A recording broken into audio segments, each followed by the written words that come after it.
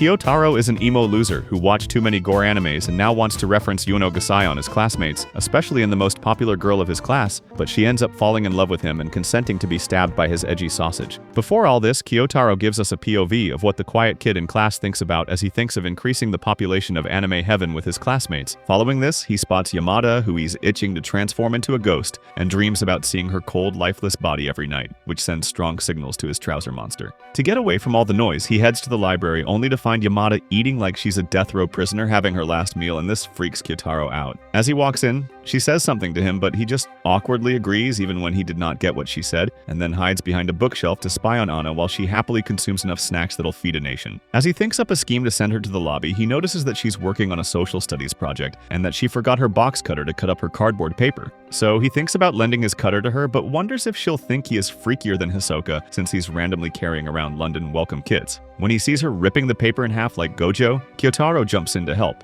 and offers her his cutter. To his surprise, Yamada thanks him, and he retreats behind the bookshelf, feeling relieved that she didn't find him creepy. Soon after, the school's bell goes off and Yamada leaves with her box cutter in her pencil case. He immediately chases after her to get it back, and just then, she runs into one of her friends who scolds her for eating more than a sumo wrestler. Following this, she rushes to meet him and offers him the bag of chips in her hand, but before he can grab it, she pulls a level 100 disrespect move by quickly finishing the chips before handing the bag to him so he can throw them out. Then she leaves him there, feeling frustrated that he couldn't make any progress to end her. The following day, as Kyotaro arrives at school, he realizes that he still hasn't received his box cutter back and heads to class, only to see it just lying on his desk. Noticing how it feels warm, he becomes Sherlock Holmes, wondering if Yamada had it in her hand the whole way here so she won't forget, but he's also shocked that she knew what desk he sits in. At the same time, their social studies teacher announces that it's time for everyone to present their group projects, and Yamada notices that her project looks completely different, and Moko tells her that she redid the whole thing since it looked like what a toddler did, pointing out the chocolate stain she used in place of a marker.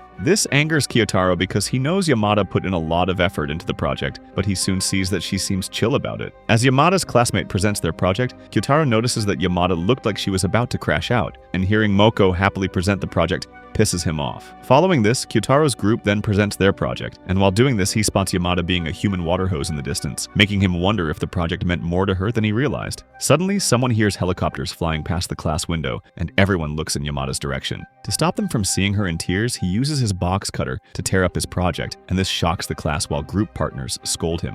Later on, Kyotaro heads to the library for some alone time, and runs into Yamada again. This time, however, Hara arrives shortly to meet Yamada, and she talks about going on a diet to lose her status as a planet, while Yamada says she's doing the same, which triggers Kyotaro as she's munching down junk foods. While they chat, Kenta soon joins them, and Kyotaro wonders if he'll ask Hara out. While they talk, Kenta passionately explains that he likes girls who are thicker than Tsunade, and this makes Kyotaro cringe, wanting him to stop talking. Just then, he mistakenly draws attention to himself, so Yamada signals that he should act like a cat, which he does a terrible job at. This forces Yamada to meet him in the back to show him how to make cat noises, and the others fall for Yamada's scheme, thinking the supposed cats are about to fight. Shortly after, Hara, alongside Kenta, leaves the library, and Yamada comes out of hiding with Kyotaro, telling him that she's glad it worked out before leaving. The following day, as Kyotaro heads to school, he spots Yamada with Haruya, making him wonder if he's her boyfriend, and this makes him upset. He overhears them talking, and although she didn't seem interested at first, they hit it off as they continue talking. Shortly after, Haruya tells Yamada to add him to her contacts, but she doesn't seem comfortable with the idea, and he suddenly grabs her by her arm,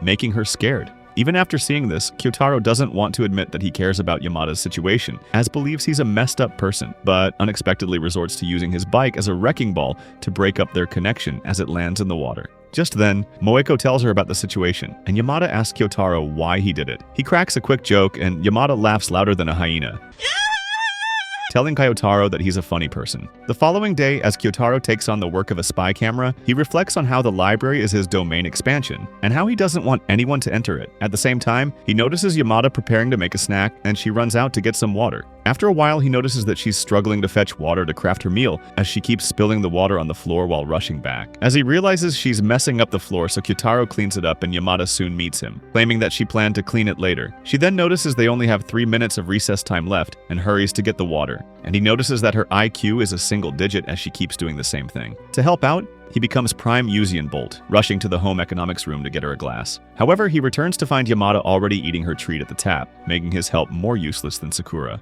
To save face, he decides to drink from the glass, and Yamada mocks him for it. Suddenly, she hands him her trash and says he can keep it, making him wonder if he likes being treated as trash since he's a bit excited about it. Later in class, while Kyotaro ponders his plan to eliminate Yamada, she struggles to fan herself from the heat, and this triggers Moko, who decides to assist her. While Yamada and the others fan each other, Kyotaro wonders why Yamada likes eating alone when she has so many friends, and he wonders if Yamada is planning to change him into a corpse in the library. Meanwhile, Yamada asks someone for their shirt as she's drenched in sweat, and Kyotaro overhears Sho saying that the sweat has given them X-ray vision to see through their shirts. This gives him an idea to take a sneak peek at Yamada, but before he can get to her, Kyotaro drops his box cutter on the ground to catch Sho's attention while the girls exit the classroom in search of a free air conditioner. Feeling relieved that his plan worked, he heads out of class and notices Yamada's closest friend, whom he likes to refer to as her boyfriend, and notes how Kobayashi doesn't ever complain when Yamada bugs her. Later in the library, he meets Yamada there, and while he's being delusional about how she's caught onto his plan,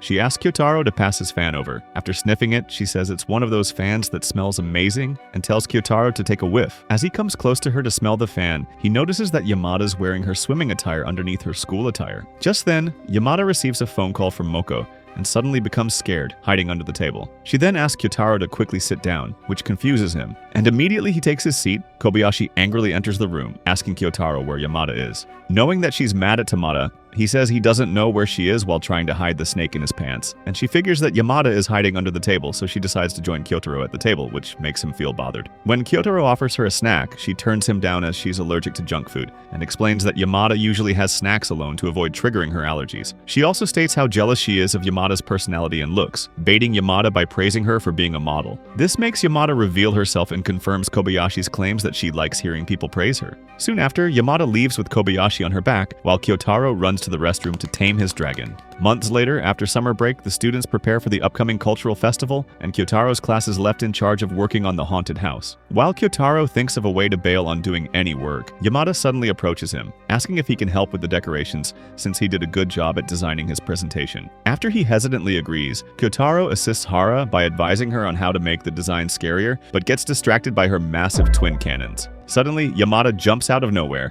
and scares Kyotaro while Kobayashi tells her she's not scary enough. As Hara finishes up, she says that she's jealous of Yamada's banging figure and leaves to empty the bucket. Just then, Yamada notices a gravestone drawing with her family's last name written on it, which upsets her, and Kyotaro wonders if Hara wrote it because she has a vendetta against Yamada. Without wasting any time, Sho grabs Kyotaro and asks if he wrote it. To avoid a conflict between both girls, Kyotaro admits he did it, and Sho threatens to beat Kyotaro up to impress Yamada, but fortunately Hara arrives in time to tell the class she wrote it, then apologizes before erasing the names. While Kyotaro helps Hara erase them, Yamada huddles near him and apologizes while Kobayashi tells her to come over and practice her haunted house routine. To make the design appear realistic, Kyotaro writes his family's name on the gravestone and heads to one of the stalls to wash his hands. While there, he wonders what Yamada meant by her apology, and suddenly, Yamada startles him as she pops out of thin air, asking if she'd be scarier if she was bloody. She starts messing with the paint, so Kyotaro shows her how to make the paint look more like actual blood, and Kyotaro almost sneezes with the head in his pants when she leans closer to him, causing him to leave in a hurry. Some days later, the culture festival begins,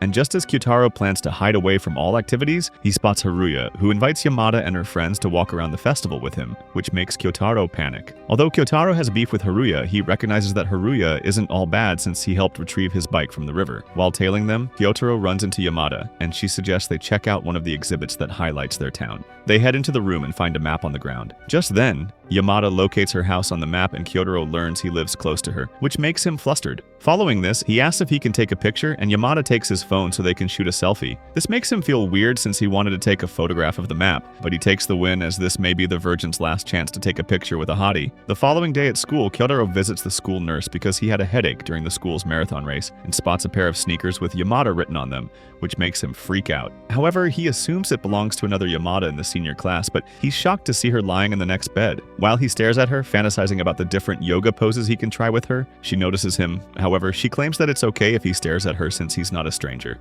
While they talk, he learns Yamada visited the office because she's having stomach problems, and he explains that he's having a headache, so the human candy jar pulls out a ton of candy from her pocket and hands him a pill for his pain. He then finds a cup to take the pills and notices that Yamada had used it earlier, which makes him nervous. However, he braces himself as if it is his only option and struggles to take the medicine, but forcefully swallows the pill when Yamada startles him. As Yamada leaves for class, Kyotaro notices that she left her gym clothes behind and fights his demons, telling him to get freaky with it. Just then, the nurse returns, getting annoyed that Yamada left candy all over the place and throws Yamada's clothes on Kyotaro, telling him to return those to her. He then accepts the gift from the heavens and tests if he has a kink for smells. After this, Kyotaro attempts to return Yamada's clothes and sees her rushing back to the nurse's office to secure her candy. Later on, Kyotaro returns to class to continue working on his novel, and overhears Sho suggesting that they play a game, asking the girls if they have late-night solo DJ sessions, which triggers Kyotaro. Immediately, he approaches the girls and they give him a cold look, so he changes tactics, asking to see how short their nails are, and assumes that they all nurture their beans since they're all short. Shortly after, Sho hands Kyotaro a letter to give to Yamada, which he assumes contains a dirty message, and since he doesn't want to get into trouble with the girls, he hands Yamada his drawing of his female protagonist instead.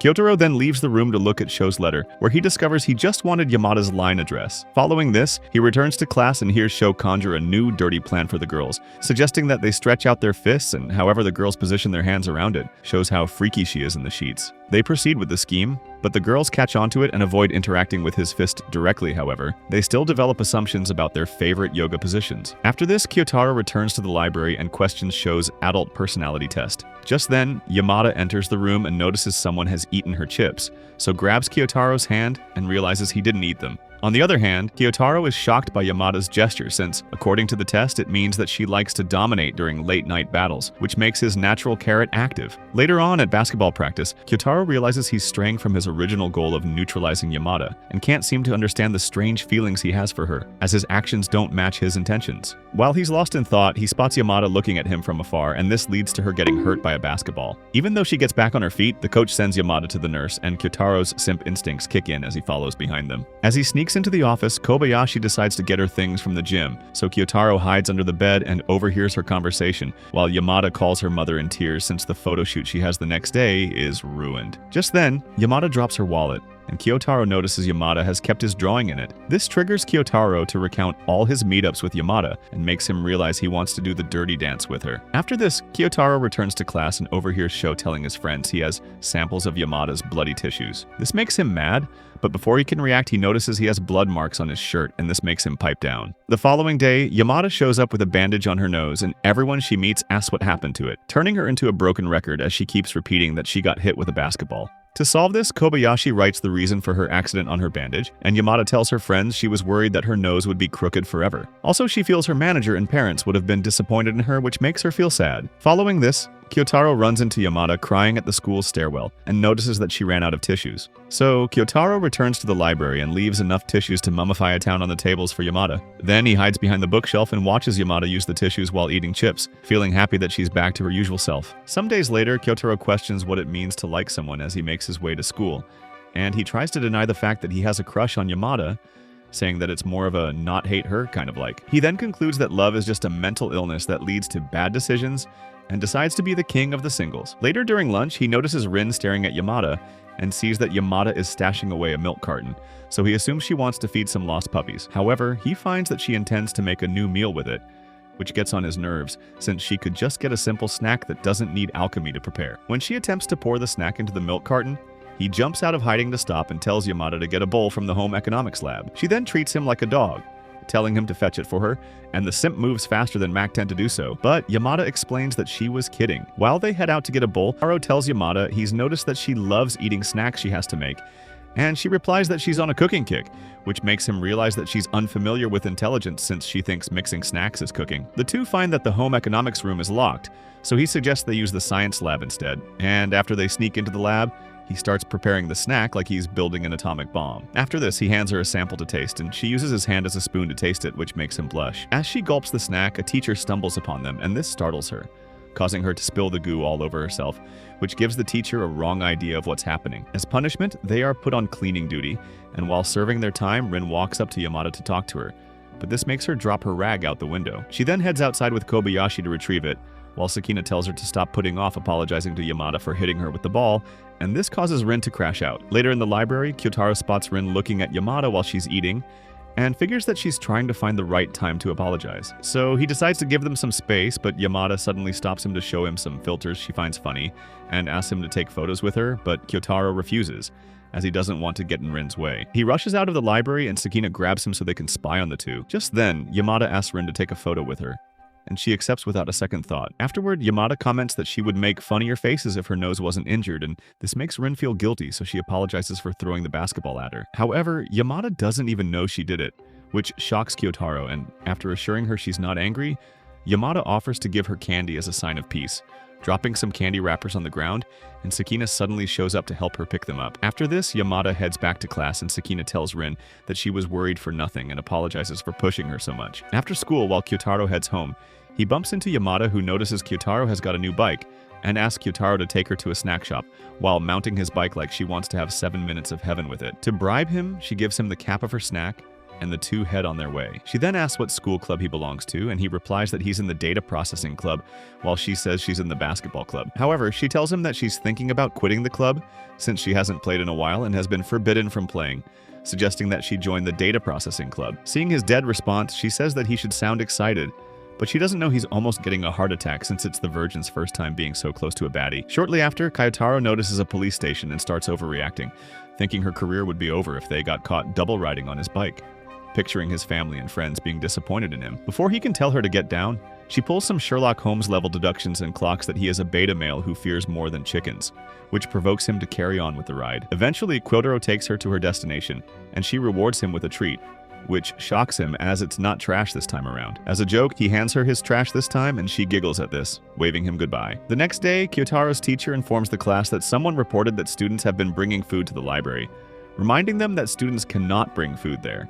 And their teacher believes Yamada is the one responsible for doing the deed, which she denies. Not believing her, he tells her to meet him in the teacher's office after class. However, she gets off the hook since he is too busy after class. The next day, while Kyotaro's resting at a burger spot, worried that Yamada may not visit the library anymore since she can't eat there, his older sister joins him at the table and complains about being stuck with babysitting him, even though she was the one that dragged him out. While he prays that no one from school sees him there with her, Yamada and her friends suddenly walk in and sit at the table opposite Kyotaro and his sister, making him freak out. He channels his inner bat to eavesdrop on their conversation about getting hit on by boys, and Kyotaro's sister teases him for a bit, resulting in him leaving to buy himself a drink. While he thinks about how unlucky he has been, Yamada rushes to speak with him in the line, asking if the chick is his sister, and Kyotaro shares his grievances about his sister. However, Yamada says she wishes she had an older sister, and she soon realizes she doesn't have her wallet on her. This makes Kyotaro ask her why she got in line, and she tries giving the excuse that she really wanted to go to the restroom.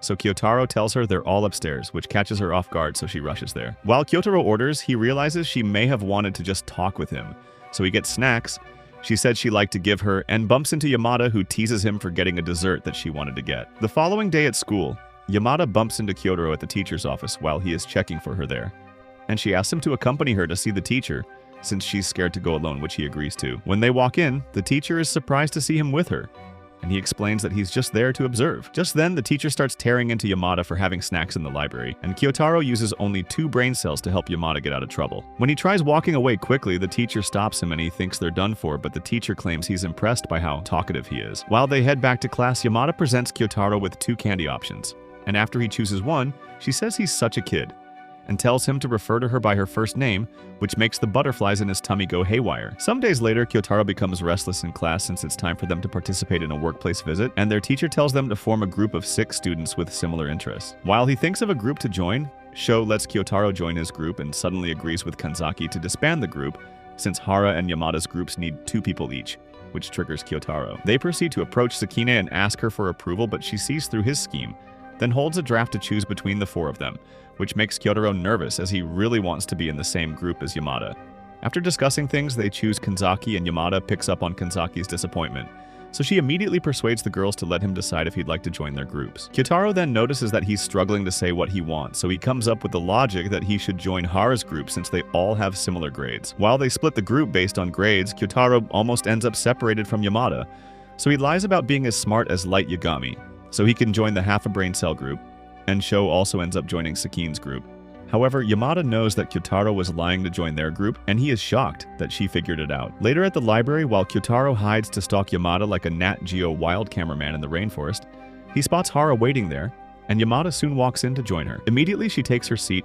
Yamada invites Hara to have some snacks, but she says she just wants to discuss with Yamada, and the 2 of them talk about Kanzaki and Hara's relationship status. Hearing this, Kyotaro's baffled that Kanzaki's making progress despite Kanzaki being a cultured mind like Sho, and meanwhile, Hare says she wanted some advice from Yamada since she thinks she has a boyfriend. In response, Yamada says she doesn't have a boyfriend, which stops Kyotaro's head from exploding from anxiety, and she takes minor offense to Hara's follow-up responses, saying that she doesn't need to be a player to coach someone. Yamada then gives her some advice on things they can do as a couple, while Kyotaro enjoys his time as a human CCTV camera, seeing such a cute scene, and Hara ends up taking a selfie together that exposes Kyotaro's position. Following this, Hara and Yamada confront Kyotaro, but Hara's okay with Kyotaro eavesdropping, since no one would know her secret since he doesn't even have imaginary friends, and this stings him a bit. After school, Kyotaro realizes it's raining, which he figures is a perfect excuse for a guy to walk home with his crush under the same umbrella, and sees that people are actually walking home together with umbrellas as he predicted. Just then, Yamada meets him and notices he's wearing a raincoat,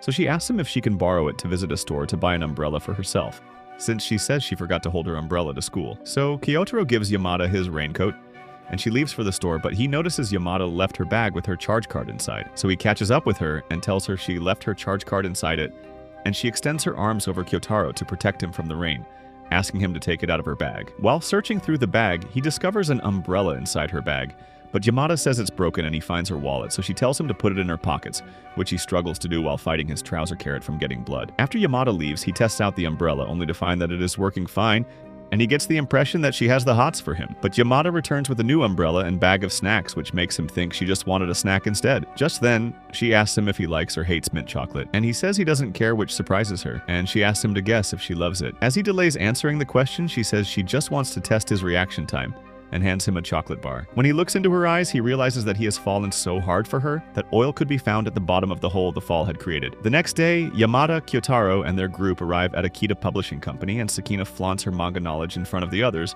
while Kyotaro is worried things won't turn out well for their group. They introduce themselves to the front desk, and then follow someone into an office full of workers. While they look around, Sho tries to find something to discuss with Yamada, and seems to be failing, but after she spots a fellow model's art piece in the office, this gives Sho a chance to talk with her about a common topic they both know. However, Sho couldn't repress his cultured genes, remarking female natural flotation devices, and this ruins his chances. After this, the group splits as one group follows a guide woman elsewhere, leaving Kobayashi, Kyotaro, and Yamada behind. Someone then comes out to show Shoi's group some original artwork, and Kyotaro desperately wants to see it but doesn't want to leave Yamada behind. Just then, Yamada notices this, so she grabs his hand and takes him to Adachi's group, clearing a path for him to see the artwork. Seeing this makes him really happy, and he voices out his excitement, which leaves all of them in shock. After they're done, they head into an elevator on their way out, and a man rushes inside pushing the crew, which causes Yamada to get into a position that could lead to them bumping hardware, so Kyotaro decides to close his eyes to resist any temptation. When he opens his eyes at the end of the ride, he notices that she's staring into his soul, so he calls out to her,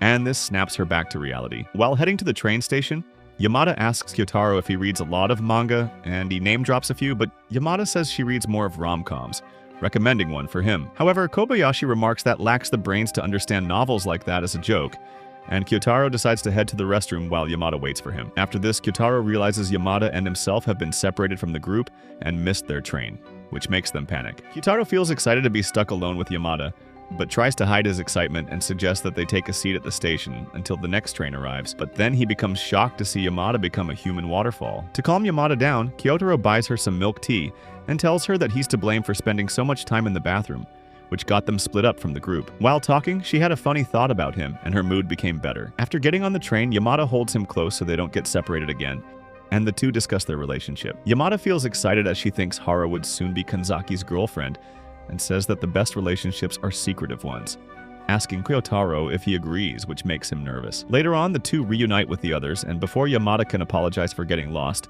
Kobayashi says she's sorry for leaving Yamada behind, since she's the group leader. The following morning, Kyotaro kept blabbing about what happened on the trip to his family, and his sister pointed out that he told the story the previous night already, but he explains that he told just his mom and wanted to tell her too. Just then, he jumps up to head to school, and Kyotaro's sister says that he's been having more fun at school lately before he leaves. While on his way to school, he realizes his sister's words were true, noting that it may be because he likes Yamada, but he refuses to let it get to his head since he has trust issues. Shortly after, he bumps into Yamada at the school gate, and she gives him a few manga volumes. After they chat for a while, she tells Kyotaro she'll be leaving early from school that day. That's why she wants to give it to him, and the dummy is blind too, as he doesn't realize she was waiting for him, telling her to get back to the gate so she doesn't miss who she was waiting for. Later at the library, Kyotaro assumes that Yamada tends to leave early or stay home from school for work reasons while reading his favorite murder book, and Yamada unexpectedly arrives. noting that she had never seen him sit so often when she was around. Seeing the book in his hand, she asks if they could read it together and gets into a struggle, leading to Yamada testing if her air balloons could wrap his face. Feeling embarrassed, Kyotaro asks Yamada if she'll be in school tomorrow, as he's now anticipating seeing her every day. And although he feels it's a weird question, she happily says she'll surely be attending school before leaving. Later at the house, Kyotaro then realizes he's enjoying school while reading the manga she gave him, and his intrusive thoughts win as he tries figuring out what position she reads it in. The next day at school, Yamada rushes to meet Kyotaro and so spots them talking casually about manga. Afterward, he meets with Kyotaro and asks him about his close connection with her, making Kyotaro think he wants to pick on him. However, he just wants to know if Yamada has a boyfriend, since he assumes Kyotaro is close enough to her to have such info, and warns him not to let anyone know he asked about it. In response, Kyotaro tells Sho he doesn't know, and Sho admits that he likes Yamada. When Kyotaro asks why he likes her, he lets his cultured spirit take over, saying that he can only oil his wand to Yamada, adding that she has more buns than a bakery and that he would love to be choked by her thick thighs, which makes Kyotaro feel uncomfortable. After hearing this, Kyotaro heads back to class, questioning if his feelings for Yamada are real or if he just wants to do the hip dance with her, and then takes his seat while she's on his table. Just then, he spots her thighs, making him blush, and he feels gross when Sho gives him a nod of approval. Later on, he finds Yamada startled in the library because someone posted a warning not to eat there, giving them the idea that someone must have ratted her out, so he starts narrowing down people who know Yamada eats in the library. But Yamada says it's best to ask the librarian about the sign. When they ask her, she shows Yamada and Kyotaro a honey drop wrapper she found in the library, and says that it's best to have a sign in there since most people tend not to follow the rules unless they see it written for them. Following this, Kyotaro returns to the library with Yamada, who looks very sad about the recent development. And Kyotaro is worried that Yamada won't stop by anymore now that she's lost a reason to be there. Suddenly, Yamada pulls out chocolates and says she'll continue to eat here despite the sign, but Kyotaro says it's not safe to do so. Just then, he spots the librarian and grabs Yamada's hand to avoid the librarian finding out about Yamada's chocolates. Afterward, Kyotaro realizes the chocolate melted in Yamada's hands and tells him to go away while she licks it off her hand. Before leaving, Kyotaro tells Yamada it might be best for her to lay off the snacks, and he feels it's best if things end this way, even though he feels devastated. The following, Kyotaro returns to the library and he is surprised to see Yamada, who says she's working on homework. However, he spots chocolate underneath her notebook. In her defense, Yamada promises she's laid off on a third of her snacks, which makes Kyotaro realize she would never change. Then asks Yamada who'd think about throwing food away in the library, and she brings up the moment when she gave Kyotaro a bag of chips when they first met in the library. However, Kyotaro says he never threw it away, and Yamada asks what he did with the bag, but he refused to answer. Some days later, while Kyotaro takes his stalking career to the next level, he discovers that Yamada on a television show called Columbus Gakuen Kyotaro turns on his TV that airs that day every week, so he rushes down to watch it, but realizes he's missed it, which makes him sad. The following day, on his way to school, Kyotaro tells himself he likes Yamada but thinks he's okay with things staying the same between them. Later on, during PE class, the students start running their marathons, and Kyotaro realizes Yamada is catching up to him. To retain the little aura that he has, he picks up the pace while Yamada struggles to keep up. Just then, he slows down to get a better view of Yamada's chest jellos, and he tells her she has her shirt on the wrong way, so she flips it around, and the physics of bouncy castles sends signals to his wand. This makes Kyotaro run out of breath, so he slows down some more, and Yamada notices Kyotaro's right eye for the first time, which makes him shy. After running, Kyotaro helps Yamada off the ground. Later on, the Virgin researches holding hands, but stops himself from viewing the results because he doesn't want his urge to get dirty with her to go wild. Later in class, Kyotaro realizes he has Yamada's marathon vest and spots his vest around her waist. This makes him think about what the others would say if they discovered Yamada had his shirt, and to make matters worse, she puts his vest on during class while their teacher calls Sho to solve a question. Knowing that Sho would surely look at Yamada's balloons where the name is written, he asks his teacher if he can solve the question on the board, and he allows it. Kyotaro then tries alerting Yamada that she's wearing his vest, but she thinks he's just being confident about getting the question. Seeing this, Sho asks Kyotaro why he's posing like All Might, while his teacher tells him he got the question wrong. Kyotaro then returns to his desk, looking like a wet dog, and he still feels worried that they may spot his shirt on her. After she manages not to get caught with his vest, Yamada asks Kyotaro to visit the nurse's office with her, and returns Kyotaro's sports outfit to him. After they chat for a while, Kyotaro wonders when she noticed they were swapped, and Yamada suggests they check their heights. However, she keeps shoving her balloons in his face,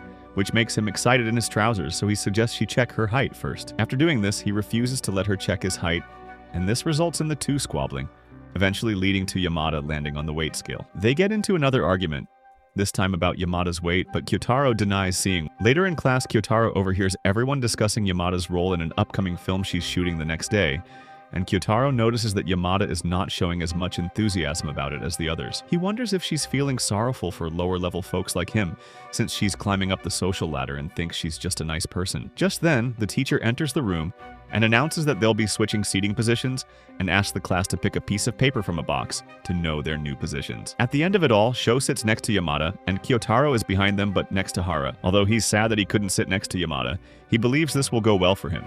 But as the day goes by, he realizes it's not all good since Yamada is making it hard for him to copy notes on the board. Yamada then looks behind her and thinks Kyotaro's checking her out. Later on, Kyotaro ruins Sho's chances of getting close to Yamada, and he tries leaning to the left to see the board, but winds up resting his head on Hara's shoulder. Seeing he's struggling, Hara tells Kyotaro to copy her notes and moves her desk next to his. Just then, Kyotaro looks at Yamada, who gives him a nasty glance in return and says that he's being partial. After the lecture, Kyotaro notices Yamada in a sour mood and wonders why, until Yamada says he must be happy sitting next to Hara since she's nice and cute. In response, Kyotaro tells Yamada that all he sees is her, and before he can tell her she makes it difficult to see the board, he realizes what he just said, which makes him feel shy. Later at the library, Kyotaro explains what he meant by his words and says that it's taken care of now, since he's now sitting at the front with Sho while Yamada sits with Hara behind them. Kyotaro then asks Yamada about her role in movies, and Yamada becomes excited, sharing her iconic line from the role. Hearing her say the lines to him feels like she's attacking him, since it involves creeps, and he notices a group of girls gossiping about them. So he asks Yamada if they can go to a less crowded area, and the two enter a small room. Yamada then asks Kyotaro if he'll see her movie when it releases, and Kyotaro is unsure if he will. After Yamada convinces him, Kyotaro says he'll try to see it, and this makes her smile, telling Kyotaro that she no longer needs to practice. Later that night, Kyotaro makes an effort to watch the show he missed the week before and spots Yamada. Kyotaro notices the host doesn't give Yamada a chance to shine, but he feels relieved she didn't get an opportunity. Kyotaro is upset that he feels this way and arrives at school the following day with plans not to bring it up to her. However, he overhears Yamada asking Kobayashi and the others to share their thoughts about the program. Kyotaro's surprised that Yamada's this enthusiastic about her lackluster role. Yamada hands Sakine her co-star's autograph, but Sakine realizes it's a forgery. The episode concludes with Yamada and her friends laughing about the situation. The following day, while the girls goof around, Yamada feels lonely as Kobayashi isn't around, so she decides to sit on Moeko's laps, and she decides to use Yamada's balloons as stress balls, which throws Yamada off while Kyotaro tries to calm his dragon. After Yamada says that she has restricted zones on her body, she draws a layout of herself, marking out the zones and warns that no one should touch those zones. After this, Sho decides to clean the board, but Kyotaro quickly volunteers to help him with the intention of memorizing the diagram. The next day in class, Kobayashi complains to Yamada about meeting up with school and club activities, while Yamada brags about her above-average grades and work stress, which annoys Kobayashi. To solve her problems, Kobayashi decides to meet Kyotaro for help with her math homework, and Yamada gets jealous as Kyotaro never tutored her. Kobayashi then tells Yamada that parent-teacher conferences are coming up and says that Yamada should consider studying harder, and boasts that she'll definitely score higher than her on their upcoming test. While they talk, Kobayashi recognizes Kyotaro's mathematical knowledge and says she knows he's part of the school's data processing club, telling him that Yamada told her, which makes her freak out. She also says that she's been talking about him a lot lately, and Yamada says she likes to talk about many people, while Kyotaro thinks Yamada brings him up in conversations to belittle him. Following this, Kobayashi admits Yamada can be weird at times and gives an example involving her using ice cream to get some whipped cream off her face, which makes him giggle. This makes Kobayashi surprised as he hardly laughs or talks to girls normally, but Yamada defends him, claiming that he is actually normal. While on his way to meet his mom, Kyotaro notices Sho getting scolded by his mother, and he gets worried about his appointment with his mother and teacher. Soon after, he sees Yamada and her mother sitting next to his mother. Just then, Yamada overhears Kyotaro's mother talking about him and realizes who she is. Immediately, Yamada becomes happy and nervous to discuss things with Kyotaro's mother, and his mom tells her that Kyotaro's been telling her that he's been liking school a lot lately. While they talk, Kyotaro's mother gives Yamada a throat lozenge, and Yamada hands her a piece of candy from her pocket at the same time. After their conference, Kyotaro doesn't want anyone spotting him with his mother, so he tries increasing the pace he's walking, while his mother expresses pride in him for participating more in classes. She then says she exchanged candies with a stunning girl and unknown to them. Yamada trails behind them. His mother then asks him if she knows who he's talking about, and Kyotaro says it's Yamada, turning her face into a strawberry. As they spot her, Kyotaro almost gets a heart attack while Yamada walks past them, and is just as embarrassed as Kyotaro. The next day, Yamada tells Kyotaro about her encounter with his mother, and after asking him embarrassing questions about his mother, Kyotaro reminds Yamada about her homework. So Yamada says Kobayashi's been taking extra lessons at home and asks Kyotaro if he could tutor her. Without a second thought, Kyotaro accepts, and the school's librarian greets them. Suddenly, Kyotaro begins to panic because he spots Yamada's lozenge on the table and doesn't want the librarian to discover food in the library. He tries to alert her by whispering in her ear, but this ends up warming her oven, which surprises him. However, he successfully hides the sweet. After this, Yamada updates the area 51 zones of her body, and Kyotaro realizes he did something that triggered her. Later, Kyotaro rides home in the rain and spots Yamada with an umbrella, telling her he forgot his raincoat. So Yamada places a bag on his head. Just then, Kyotaro tells Yamada that he doesn't want the bag, so she puts her belongings in his bike's basket, then sits on his bike's backseat, planning to protect him from the rain with her umbrella. However, Kyotaro says it could be dangerous for him to ride with her on his bike in the rain, and she agrees to let him ride home alone. Soon after Kyotaro reaches his home, he notices Yamada's belongings in his basket and rushes to the station to give her stuff to her. Seeing how worried he looked, she tells him he shouldn't have panicked so much and asks if he's okay since he sneezed, but he brushes it off, telling her to get home on time to do her homework. After this, Kyotaro returns home and resumes his unauthorized private investigator lifestyle, looking through Yamada's Instagram profile. Just then, he spots a picture of her holding 2 pieces of food and wonders if she's seeing someone because of the specific items he found in Yamada's belongings before he returned them. While doing this, he suddenly falls asleep and has a weird dream where Yamada pulls a Godasala on him. Soon after Kyotaro wakes up, he learns he has a fever and decides to watch television, wondering why the fever dream he had wasn't at least heated. Just then, Kyotaro hears his doorbell and learns Yamada's waiting outside. He rushes out to speak with her and she hands him some food they received at school today, apologizing for stopping him in the rain the day before. However, Kyotaro tells her not to worry about it, and before Yamada leaves, Kyotaro asks her to come inside for some tea. When she walks in the house, Yamada asks if anyone's home since it's so quiet, and Kyotaro says his mother works part-time. While Kyotaro prepares tea for Yamada, he notices he's not wearing proper clothing, so he excuses himself to his room, but faints before he can put something on. After a while, Yamada notices the tea's finished, but worries about Kyotaro's health, so she heads to his room, only to find him lying on the ground. Immediately, Yamada helps him into his bed and dresses him up in warm clothes. Meanwhile, Kyotaro wonders if he's dreaming, and decides to use her natural pillows to support his head, which gives her the green light to bury him in them. Later at night, Kyotaro wakes up and sees his sister looming over him. His sister shows him the cream Yamada gave him before Kyotaro invited her inside, and she hands Kyotaro Yamada's note, which tells him to get well soon. Some days later, Kyotaro overcomes his fever, and his mother tells him she spotted Yamada the day before and she asked after him, which makes him happy. While he heads to school, Kyotaro bumps into Yamada and learns she's having throat issues.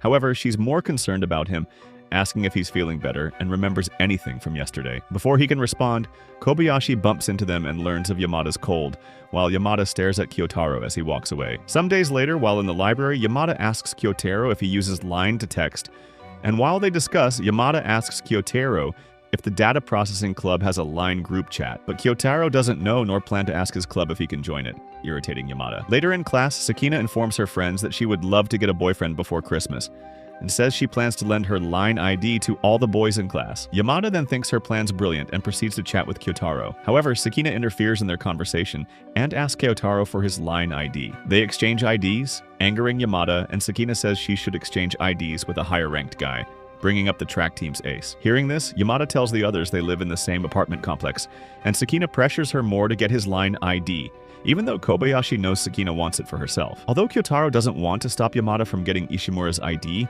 he can't help but feel jealous, and after recalling their conversation in the library, Kyotaro freaks out in class as he realizes Yamada was trying to get his line ID. This convinces Yamada not to exchange her line with the dude.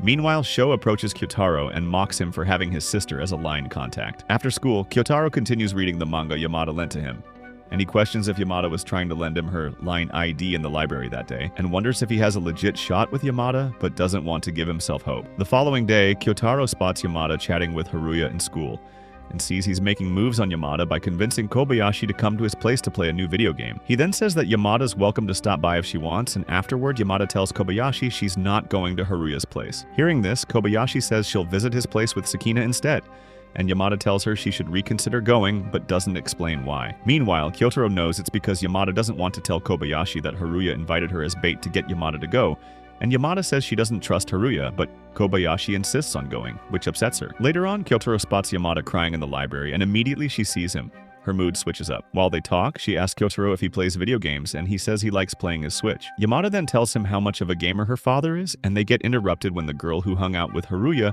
arrives in the library with her friend. Immediately, Kyotaro leaves the table for a minute, and the girl apologizes for Haruya's behavior. The girls butter Yamada up, saying she probably has a boyfriend, but Yamada looks at Kyotaro and repeatedly tells the girls she doesn't have one. Suddenly, she turns to Kyotaro and promises she doesn't. This makes them figure that she has a thing for Kyotaro, and they quickly leave the library.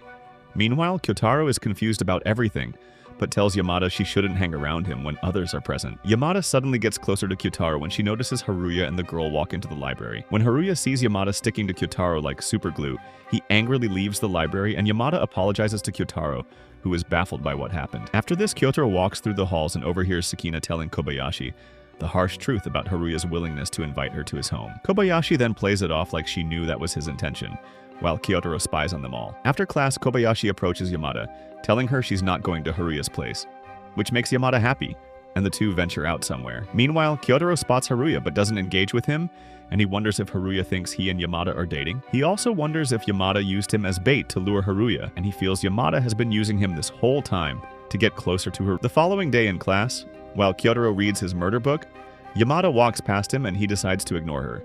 She also notes that he doesn't visit the library anymore, nor does he care. After he continues to avoid her, Yamada then approaches Kyotaro in the school hallway and asks him if he's mad at her for being too close to him. However, Kyotaro says he's got places to be, but hears Yamada crying, and he realizes Yamada isn't the type of person to use people, questioning if his mind just wanted to give him an excuse to hate her. Kyotaro then tells Yamada he isn't mad at her, and the two hug it out before heading home together. They talk for a while, and before Kyotaro goes on his separate path, Yamada stops him because she wants to chat with him more. After discussing Kyotaro's planned trip, he returns Yamada's manga to her and shares his favorite moment, so she plans to bring him the next book on Monday. However, Monday arrives, but Yamada forgets her book and promises she would bring the next volume tomorrow, but Kyotaro reminds her that winter break starts tomorrow. So she suggests they plan to meet up during the break, and Yamada finally exchanges line IDs with Kyotaro. Some days later, as Kyotaro waits for Yamada to arrive in Hachiko to receive the next manga volume from her, he notices Yamada standing around and approaches her. Just then, Yamada asks Kyotaro to follow her to a place in the city, and as they walk, Kyotaro removes his hood with his mask to avoid looking creepy, while Yamada tells Kyotaro to hold onto her bag so they won't get lost. After a while, they arrive at an eatery because Yamada wants to eat the place's pancakes.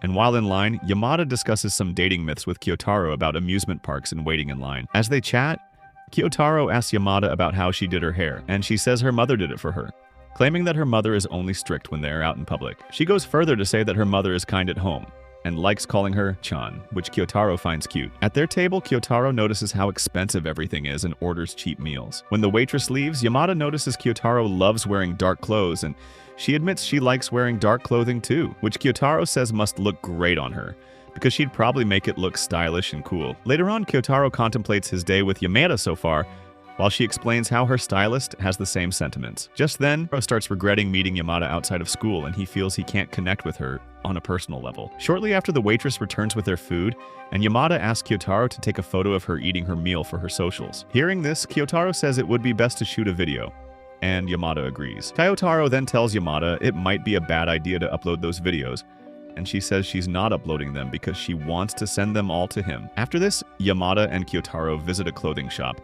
and he says she looks fine in the outfit while feeling bad that he made Yamada pay for their meal. Yamada then finds two dresses and asks Kyotaro which one he finds cuter. In response, he points toward the pink one, and Yamada changes into it in one of the booths. When she's finished dressing up, she exits the booth only to spot Kyotaro attempting to leave because of his thoughts regarding Yamada changing clothes. Seeing this, she tells Kyotaro to wait near the booth, and while waiting, he notices his sister and her friends entering the store. When Yamada finishes putting on the other dress, Kyotaro tells her to keep her voice down because his sister's here.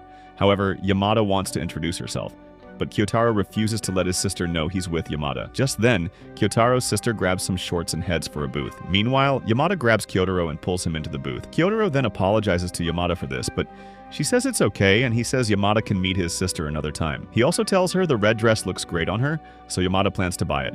After which, the two leave the store. Later on, Yamada apologizes to Kyotaro for dragging him out to different places, and he notices she might be worried, so he opens up about some aspects of his life to ease her mind. He then tells her he's not a people person and isn't afraid to turn down invitations. However, he said he had fun today, and Yamada wraps her scarf around Kyotaro, telling him she knew he had a blast today. The two stare at some gorgeous lights in the city and visit the train station afterward. While there, Kyotaro asks Yamada for the bag with the manga and grabs it. While on the train, they get into a tight predicament, causing them to split up. Just then, Kyotaro grabs Yamada's hand unknowingly, and they continue to walk home. Shortly after, Kyotaro feels he doesn't know when to stop holding hands with Yamada, and he worries she might realize how he feels about her. For a while, Yamada and Kyotaro reach his home and stop holding hands. Before he heads inside, Yamada tells Kyotaro not to tell her Happy New Year yet, because they have got some days left in December. While Yamada cheerfully plays the role of Santa Claus during the holiday festivities, Kyotaro can't help but watch her from a distance, with a bunch of emotions building quietly within him. Her bright smile only deepens his internal conflict, making him wonder if she knows how he feels about her. As he retreats to the solitude of his room later that night, Kyotaro tries to distract himself by diving into the next volume of Kimi Iro Okta, but the words on the page seem to blur as his mind drifts elsewhere. Lying on his bed, manga still open in his hands, Kyotaro begins to imagine a conversation with an idealized version of himself, a doppelganger shaped by both his own image and that of the romantic protagonist in Kimi Iro Okta. This imagined figure leans casually against the wall and asks the question Kyotaro has been too afraid to say out loud, questioning if he really has a chance with her. Even though he thinks he has a chance since they held hands, doubt quickly creeps in as he thinks Yamada's always kind to everyone. As the night deepens and the house grows quieter, Kyotaro continues to wrestle with uncertainty and replays their conversations in his mind, searching for signs that might hint at something more, but the answers remain just out of reach. Some days later, Kyotaro is at a restaurant with Sakina, Haruya, alongside another baddie, and Haruya asks him what Yamada has been up to while his arm looks injured. Just then, Kyotaro thinks back to when he and his family went on their annual trip to their hometown. After their granny welcomes them, they head to the rooms, and Kyotaro is upset that he's stuck sharing a room with his sister. While they set up their stuff, he remembers that he promised to send a photo of the snowy scenery to Yamada, so he takes one through the window but isn't satisfied with it. This makes him head outside for a better photo, and after wandering in the snowy wilderness, he finally stops by a cliff and tries getting a perfect shot, but ends up like Jack from the Jack and Jill poem, falling down the cliff. Later that evening, his sister finds him in the snow, and when he tries to get up, he notices he's broken his arm. After returning from the hospital and having dinner with his family, Kyotaro decides to send Yamada a photo of him with his broken arm. Later at night, Yamada video calls Kyotaro, and the first thing he sees are her huge chest eyes, making him frustrated since he can't self-care to them. Yamada then asks him about his arm, but he promises it doesn't hurt and says he will head home tomorrow. While they talk, Kyotaro sees his sister spying on him, which shocks him, and he mistakenly ends the call while attempting to cover up his screen. Seeing this, she immediately pesters him about who Yamada is, and he manages to convince her that she's simply a friend from school, hoping she doesn't tease him for it. Surprisingly, his sister doesn't mock him and returns to sleep. Following this, he notices Yamada sent him a message asking him about the situation with his sister, and why he stopped the call. In response, he says that he told his sister that they're friends for now, and this makes Yamada happy. Yamada then asks Kyotaro if she can call him again, making him nervous, so he heads into the hallway to continue his conversation with her. And while they talk, she asks him to perform some tasks that seem to correlate with themes in the manga she's reading. Afterward, they send each other goodnight texts and end the talk for the night. The following day, Kyotaro and his family return to Tokyo, but stop by an antique shop to get some stuff, and his sister suggests they get matching dog keychains. Although he rejects the idea at first, he thinks it'll be a good gift for Yamada and ends up getting it. On their car ride, his sister asks him questions about Yamada, and he realizes how relatable he is to his sister regarding their thinking patterns of giving up on stuff that may hurt them. Even if his sister may think Yamada is out of Kyoto's league, he can't get her out of his mind, and while they talk, he tells her Yamada was the girl that left a note for him the time he fell sick, which convinces his sister he may have a shot with Yamada. Just then, his sister starts teasing him about his potential interest in Yamada, and tells him to introduce Yamada to her sometime. When they return home, Kyotaro leaves to give Yamada her manga and scarf back, alongside the keychain he bought for her, but then bumps into her while she's walking her dog to his house, and she explains that she decided to meet him at his house since his injury would prevent him from riding his bike to the spot they planned to meet. After this, they visit a park, and while Yamada shows off the tricks she taught the dog, Kyotaro worries that he bought her a bad gift. Soon after, Yamada asks him to give her dog some commands, but it doesn't obey his orders, and this results in Yamada performing the actions instead. She takes Michael Jackson's lyrics to heart, becoming a smooth criminal as she holds his hand while carrying out his orders and sits beside him. While they talk, she grabs her scarf from Kyotaro's bag since he wants to return it, but she admits she wants him to keep it. So Kyotaro gives her the keychain in exchange for the scarf, and this makes Yamada happier than a person on laughing gas. On the walk back home, Yamada asks Kyotaro if he wants to visit a temple with her on New Year's Eve, and he agrees to go with her, so Yamada plans to text him the details later. Several days later, Kyotaro realizes he's been texting Yamada every day, And when he visits the nearby supermarket, he runs into Haruya, making him freak out. They then force him to hang with them, and Haruya attempts to use Kyotaro to get closer to Yamada, asking if Kyotaro has her line contact, but he says he doesn't. Suddenly, Yamada's name pops up on his phone, and Haruya realizes he is lying about not having her line. Just then, Haruya creates a situation for them to be alone, and sits in front of Kyotaro, demanding Yamada's line from him. However, Kyotaro refuses to hand it over and says he doesn't feel like giving it to him when Haruya asks why he's gatekeeping Yamada's contact. Seeing the tension build up, Sakine steps in and asks Kyotaro to walk her home. Although Haruya says he can walk Sakine home, Sakine says she trusts Kyotaro and says they're friends, which surprises Kyotaro. While walking home together, Sakine advises Kyotaro to be more honest with Haruya about Yamada, but he says he doesn't want him to get the wrong idea about them, and finally grows the balls to say out loud that he likes Yamada. However, Sakine says that it's obvious to everyone around, and while she heads into her apartment, he thanks her for standing up for him, but she ruins the moment by teasing him, making him hurry away from her. Just then, he decides to call Yamada since he misses her, and she admits that she's surprised he called. He says he just wants to wish her a happy new year, and quickly ends the call when he hears Sakine on the line. Next morning, Aro visits the New Year Temple event with his family, and he plans to make up an excuse for his family to leave somewhere so he can meet up with Yamada in an hour. Unfortunately, his mother spots Yamada waiting for him, surprising him, and his sister tells him to say hi to Yamada, but he knows she wants to stand by to watch. Just then, Yamada spots Kyotaro with his family and introduces herself to them. Following this, they head for a temple to make their wishes, and Yamada notices that Kyotaro can't take a prayer posture since his arms are broken, so she gets behind him to help him out, which alerts the dragon in his pants. They head over to Kyotaro's family. Yamada asks Kyotaro about his wish, and although he didn't get a chance to make a wish, he says he wished for things to stay the same, which makes Yamada pout. Afterward, Yamada bids everyone farewell while Kyotaro plots to meet up with her again soon, and his sister praises him for his maturity in the situation. Before they head to another location, his sister grabs Kyotaro and rushes to catch up with Yamada so she can make a better first impression. Soon after, they find her stuffing her face with meatballs, and his sister asks her if she'd like to visit their home, which she immediately accepts. As they walk to their place, Kyotaro's sister realizes Yamada may have bought food for Kyotaro, and thinks he has a solid chance with her. At Kyotaro's home, Kyotaro panics as he notices she has his keychain on, as it's the same as his sister's keychain, and he gets worried that his sister will see it. So he tries grabbing the keychain from Yamada's waist, and his sister thinks Kyotaro's putting the moves on Yamada, which makes him panic. Following this, Kana asks him what she should call Yamada, and Yamada plays along with it to embarrass Kyotaro, but he tells Kana to back off. Just then, Kana shares her yearbook with Yamada, and proceeds to whip out Kyotaro's yearbook. While showing her his old photos, she makes fun of his bland expressions, and Yamada asks if she has photos of Kyotaro at the school outdoor excursion event, but Kana reveals that he didn't go. This creates a tense atmosphere, and suddenly Kana tells them she has to go meet up with friends, but asks Yamada to stay with Kyotaro since they have leftover soup. While she heads out, Kyotaro overhears her conversation with Yamada, as she thanks Yamada for being close friends with Kyotaro, and Yamada asks her if she can call her sister, surprising Kana. After this, Kyotaro plans to put away the albums while Yamada is busy with the dishes, but Yamada follows him to his room, rambling on about how cute and friendly Kana is. Just then, she grabs the album from his hands and asks him about two boys Kyotaro hung out with during his younger years. Kyotaro then explains that they were his former cram school buddies, and that they went to private schools, so he hasn't spoken to them in a while. Seeing he's getting sad, Yamada asks about his trophies and spots his bizarre crime files murders book, so he explains what it is to her, expecting her to freak out, but she surprisingly gets very excited and asks Kyotaro if he can read her mind.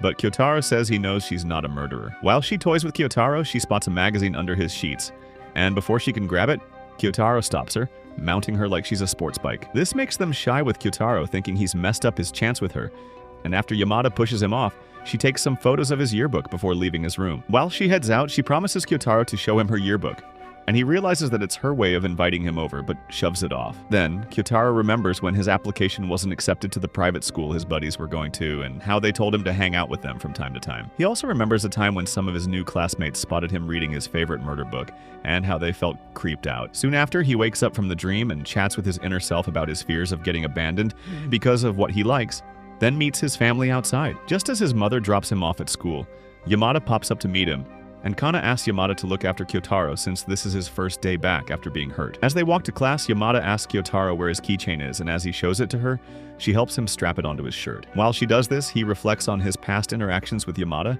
and opens up to her, revealing that he never liked going to school as the thought of being around people felt exhausting. He, however, says that things are now different thanks to her, but she says he should appreciate himself for having the courage to be different instead. Just then, his books fall to the ground, and he thinks about how he used them as armor to protect himself while she picks them up. As she hands them to him, She notices the gloomy look on his face and suddenly hugs him, which surprises him. However, he leans into the hug and they have a moment together. Soon after, they rush to class as they realize they're running late and soon bump into Sekine in the hallway, who teases them for acting weird. While she leaves them, Yamada hands him an empty shrimp snack bag. As a joke, however, she gives him a spare shrimp candy. On the first day of the new semester, Kyo was staring at Anna, but before he could muster up some naughty thoughts of her, Chihiro started pestering him with questions about his broken arm. As Anna tried to hold her friend back, Kyo wondered how he went from being the loner final boss to being surrounded by all the S-tier baddies in class. But Sho interrupted their moment by slamming his hand on the desk and whining about how jealous he was. Chihiro then asked Kaio about the dog keychain he was wearing, but before Bro could answer, she called him a weirdo and walked away, causing him to hide the keychain in his pocket. Just then, Anna approached him and asked if he needed any help since his gooning hand was out of commission. But suddenly a friend called out to her, so she secretly promised Kyo that she'd help him if he ever needed her, and ran off to meet her buddy. Some hours later, Kyo's teacher, Maida, expressed how bad he felt for Kaio and suggested asking someone for help. But these words brought Kyo discomfort because he knew he didn't get along with anyone. When Maida mentioned Anna, Bro's heart skipped a beat. He didn't want to bother Anna because he knew she was busy with her friend, so he explained to Maida that he and Anna weren't close even though they talked sometimes, and assured him that he'd be fine on his own. However, when he walked into class, he spotted Anna listening to their conversation from behind the door and instantly realized he was cooked. As he tried to gather his thoughts, Anna gave him a cold stare and walked away from him without saying a word. Some minutes passed and Kyo was in shambles as he felt he'd ruined the close relationship he'd managed to build with Anna over the winter break and lost any chance he had of clapping her cheeks. Unfortunately, a student wiped the board before he could finish copying, so he realized that he had no choice but to copy from someone. Just then, Anna came beside him and stared at him for some seconds before running back to her seat. After she left, he considered asking Hara for help, but realized that it would only make Anna hate him more.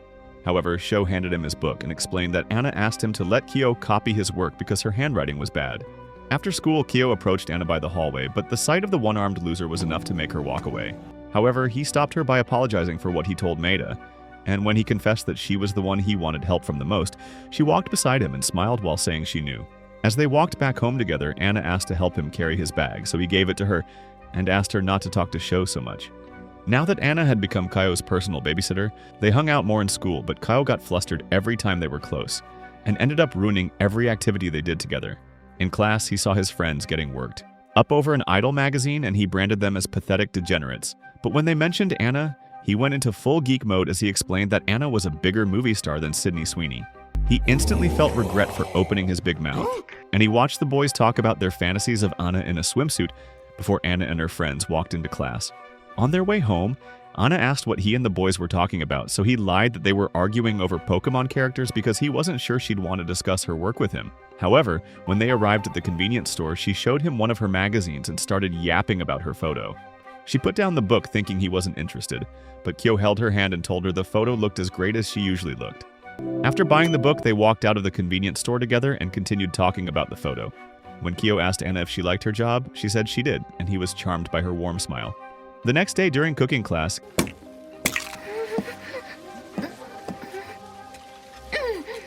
let's try that again.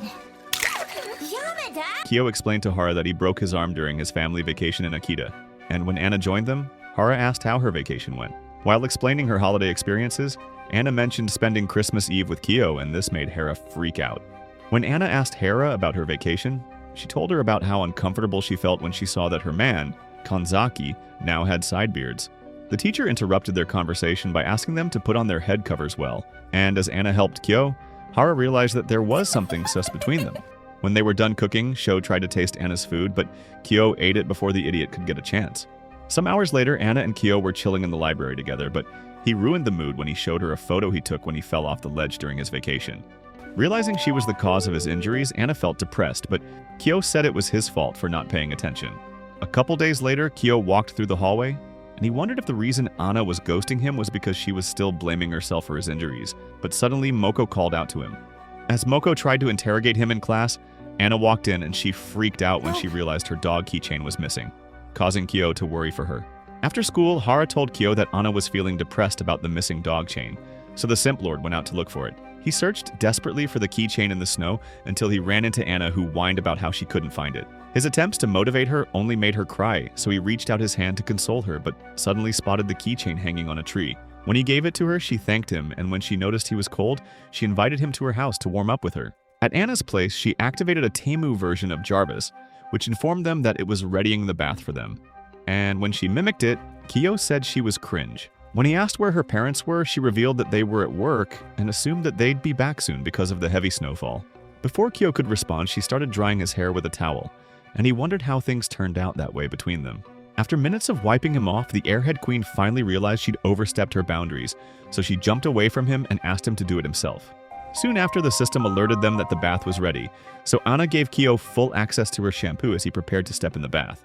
When he finally got into the tub, he realized that everything smelled like Anna, so he did what any slimy virgin would do, and started looking for traces of her to use for some bathroom swordplay.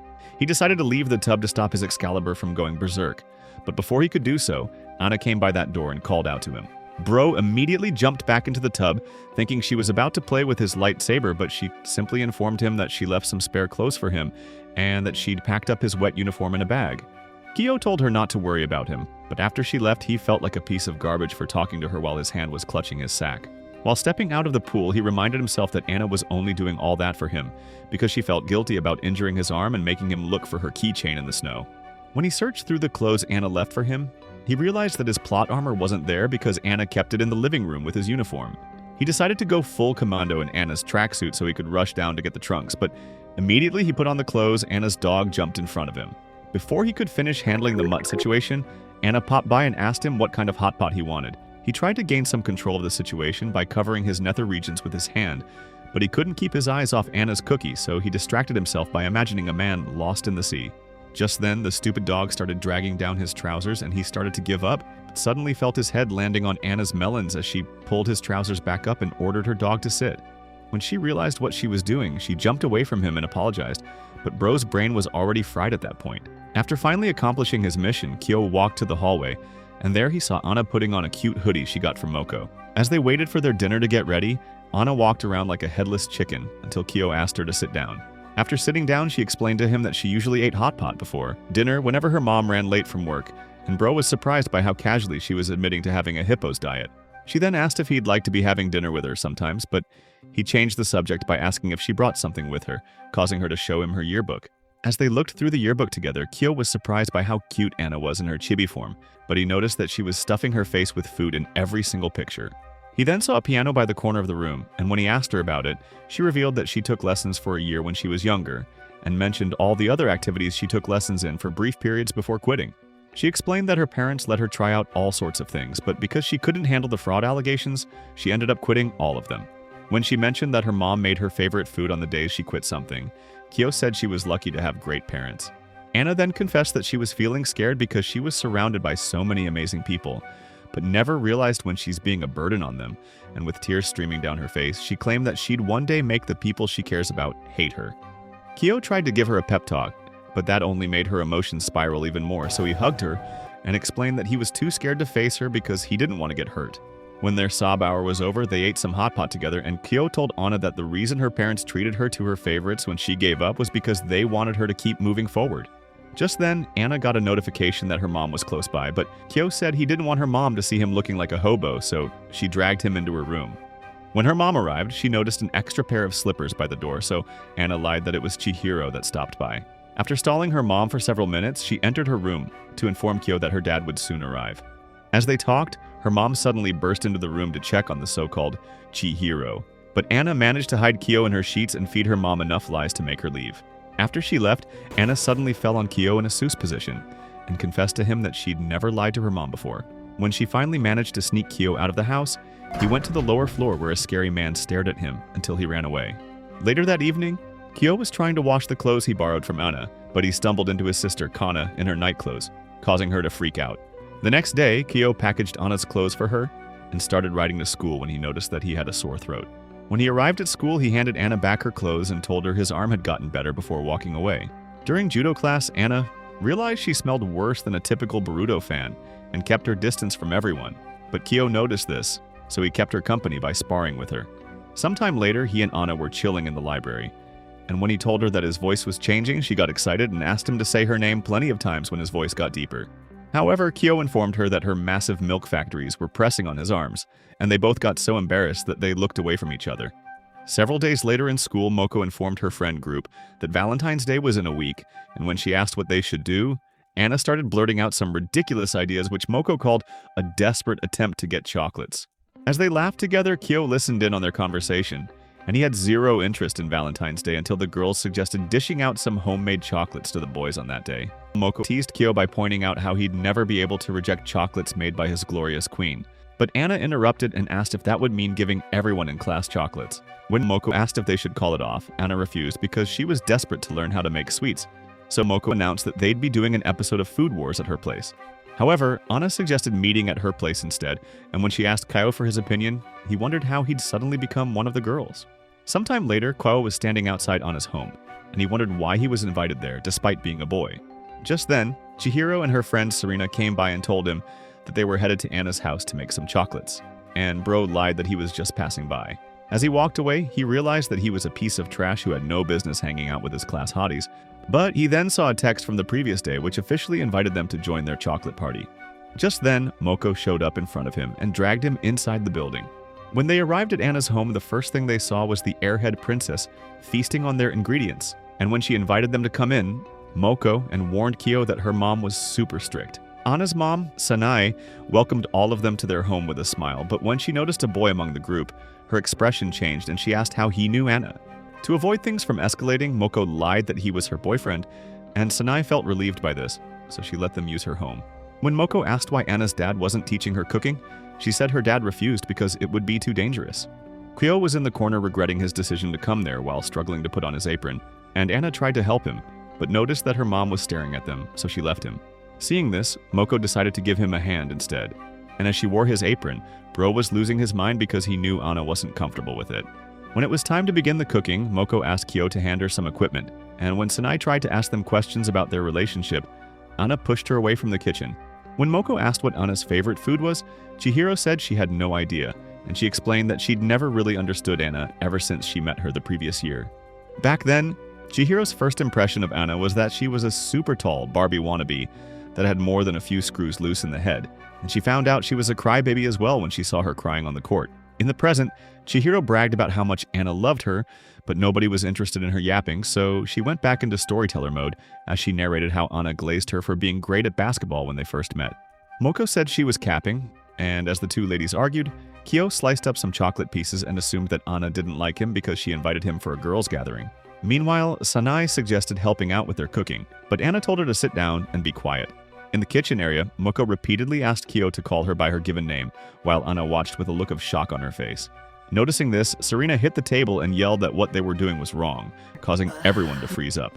Some minutes passed and Kyo was washing the dishes while secretly blaming himself for the bad vibes during their hangout, and Anna made things even worse by asking him if he was having fun with a lifeless expression on her face. To escape the awkwardness, Kyo went to the bathroom to cool off, and there he decided to go home, but his alter ego advised him to clear up things with Sanae first.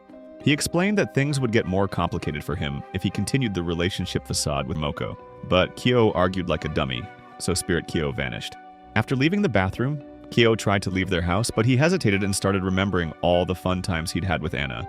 He then confessed to Sanae that he wasn't dating Moko and apologized before walking out the door. While he was outside, Sanae joined him and told him about how she and his mother talked during the parent-teacher conference. She also mentioned that Anna talked about him all the time, but before she could reveal any embarrassing details, Anna showed up and pushed her mom back inside. When Anna asked Kyo why he didn't deny Moeko's claim earlier, he said he didn't want to force her to lie to her mom again, adding that he wanted to meet her mom properly this time. However, when they went back inside, Kyo saw the scary man from earlier teaching the girls how to cook, and he immediately freaked out. Some minutes later, Kyo realized that the man was Anna's father, and he suspected that. The man didn't like that he was there. When he went back into his room, Anna told her friends that her dad was a chef who cooked French food, and when Serena said he looked like a titan, Kyo remembered meeting him on the elevator a while earlier.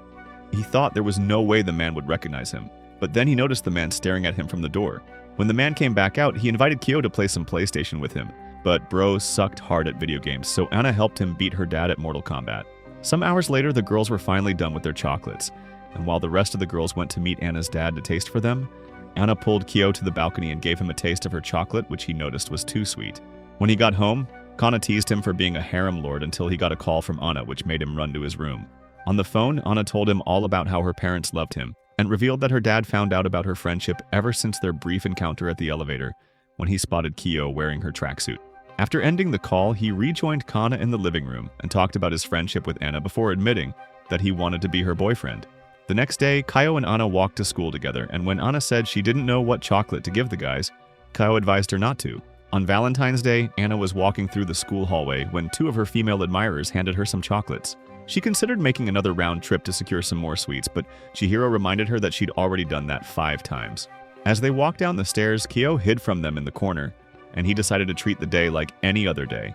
Meanwhile, Sho started a movement to end obligatory Valentine's chocolates, claiming that he didn't want any more poor guys to get the wrong idea, but immediately Moko handed him some obligatory chocolates. Bro folded immediately. Kyo asked her to remove the chocolate she left on his table, but she refused, so Anna ate it instead and defended her clear display of gluttony by claiming to be a boy for the day. Sho started bragging about the heart-shaped nut on his chocolate, and when he accused Kyo of being a pure-hearted Cinderella boy like himself, Anna felt uncomfortable watching them. During their library chilling time, Anna suggested playing some shogi, but when Kyo asked if she knew the rules, she said they were only playing a kiddies version of the game with chocolate bars. As they played the game, Kyo realized that he was cooked because he didn't have a clue what was even going on, but suddenly Anna resigned and handed him all of the chocolate bars. When she explained that the winner of the game was entitled to all the chocolate bars, Kyo realized that the whole thing was a setup for her to hand him Valentine's chocolates, so he accepted them. Some hours passed and Anna met up with Moko, who told her she could have gone with obligatory chocolates instead of the plain ones she handed Kyo, because they'd convey her feelings better. After school, Kyo was lost in thought as he wondered why the Cookie Monster chose to give him her snacks, but Anna suddenly dragged him into the corner and asked him to be quiet. She watched from the corner as Hara handed some Valentine's chocolates to Kanzaki, and when she remarked that she was jealous, Kyo told her she couldn't get all the chocolates, causing her to blush while walking away. As they walked home together, Kyo said giving Valentine's chocolates at school wasn't a big deal because Kanzaki and Hara, who were already seeing each other, could easily hand each other chocolates anytime they wanted. Anna then boarded the backseat of his bicycle and asked him to give her a lift. As they rode together, they talked about the last time they hiked together in that area, and they got to a point where Anna rested her head on his back and admitted that she was really happy at the moment. I thought about telling you to get off when we were closing in on it. I understand now. Not just yet! I still need more! The foodie got hungry again, so they went to a nearby convenience store where she feasted on a choco bun. And when Kyo brought up the fact that she'd already eaten 1,000,000 chocolates that day, she said it was all right because she could eat chocolate forever. When he stared at that bag of chocolates she was carrying, she immediately tried to hide it from him and asked him what kind of chocolate would make him think it meant something. Kyo said he wouldn't know until he was told, and as she struggled to understand his words, he pointed out that some people might get the wrong idea if the chocolate was heart-shaped. Hearing this, Anna handed him a heart-shaped choco bun she was eating, and when she noticed the chocolate was smeared on his face a bit, she used it to draw a heart on his chin.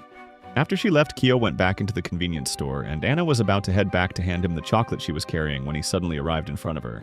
He then handed her a pack of chocolates and reminded her of her previous claim that she was a boy for the day before riding away.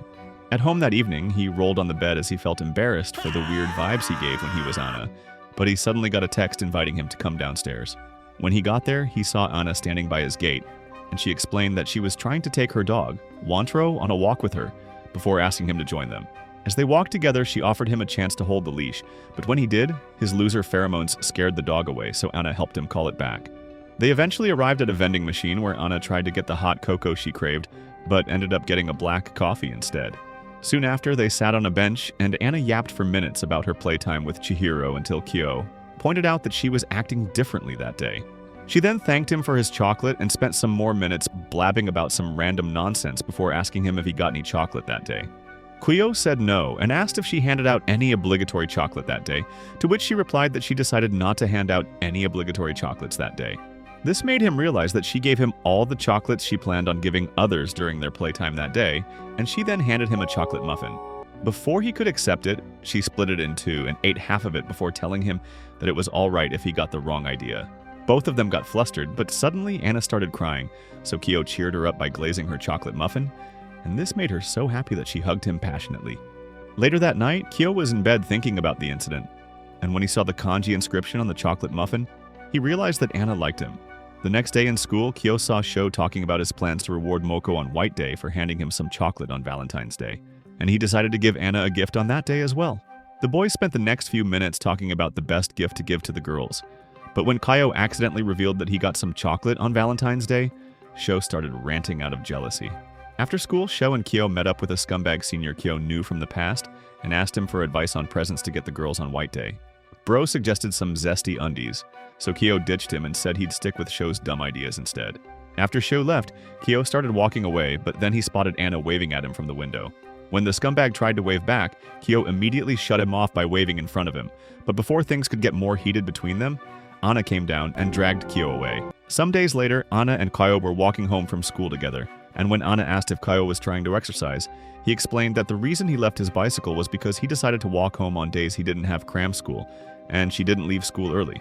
She then asked if he'd always walk home with her, and replied that they were already doing that. However, the real reason he chose to walk with her that day was because he didn't want to deal with the risk of Anna falling off his bicycle's back seat. Just then, Anna remembered something and handed him her bag to hold for her, while searching desperately through the sheets of paper in her bag. She eventually found the paper she was looking for, and it turned out to be a movie ticket. As they walked ahead, she explained that the ticket was a gift from the star of the movie, Yuko, who was someone from her agency, and said she had to see it that day because the movie was almost out of theaters. Anna handed him a ribbon and explained that Moko gave her that ribbon to wear whenever she went somewhere that wasn't school. Some minutes later, Anna took a picture of Kyo wearing her cardigan and told him he looked grown up in it. She then pulled out a second movie ticket from the cardigan's pocket, and when she handed it to Kyo, he froze for a second, but eventually mustered up the courage to ask her out on a cinema date. When she agreed, they boarded a train and she apologized for making him ask. After leaving the train, they walked through the city together, and Kuyo feared that he'd explode if he ran into someone he knew in that area. However, his worst nightmare became reality when they saw Kana working as a serving girl at a fast food joint. And when she accused him of going on a date with Anna, he tried to explain that it was only a trip to the theaters, but that didn't help their case at all. When they sat inside the store, Kana trolled Kyo for taking his hubby out on a date in their school uniform. But Anna defended him, saying it was completely normal to do that. After leaving them, she met up with her boss, and when Anna noticed she was in trouble, Kyo told her about how Kana used to spend all night practicing for her job before assuring her that she'd be fine. Just then, Kana served them takoyaki while doing her best Pennywise impression, but Kyo called her cringe and chased her off.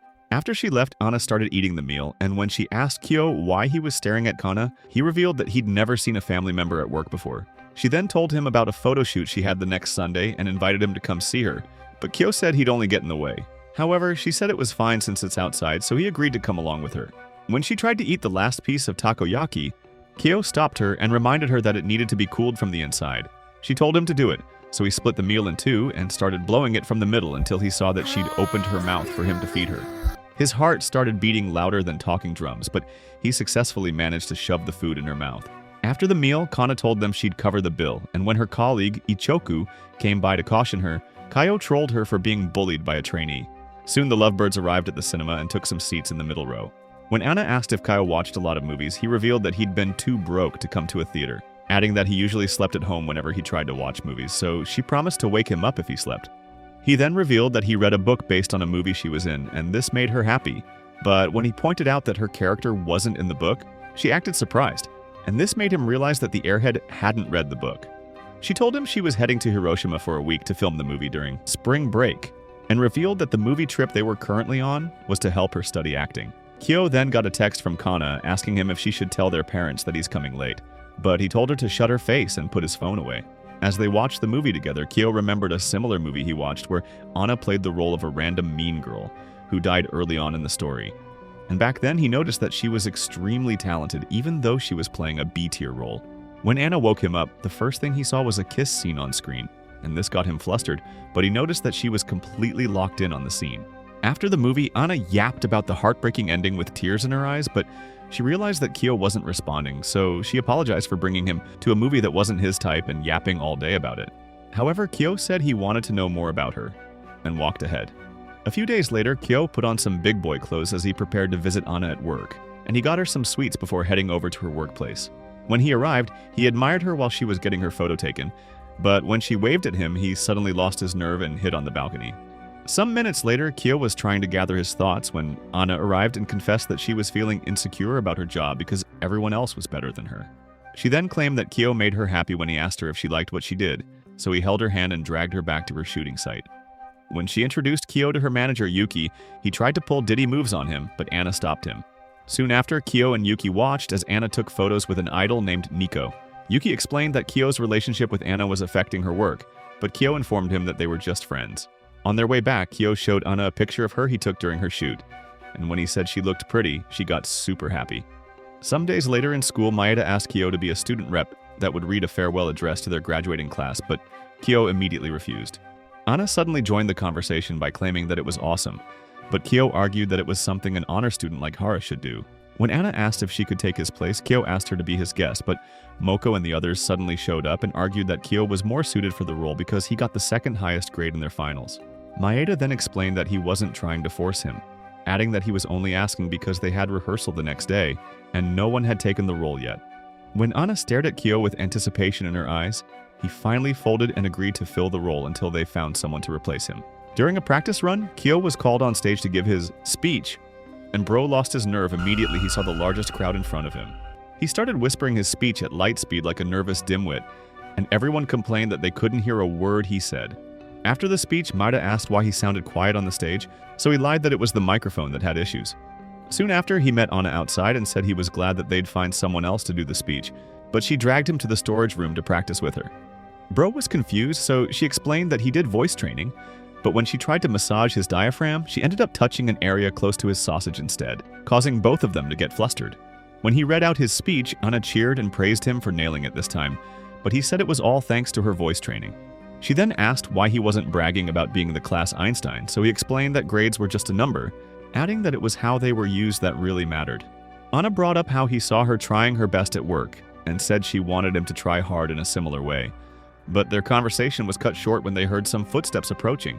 When they peeped into the gym, they saw a girl confessing her love to the scumbag senior, Haruya, but he rejected her because he still had feelings for Anna.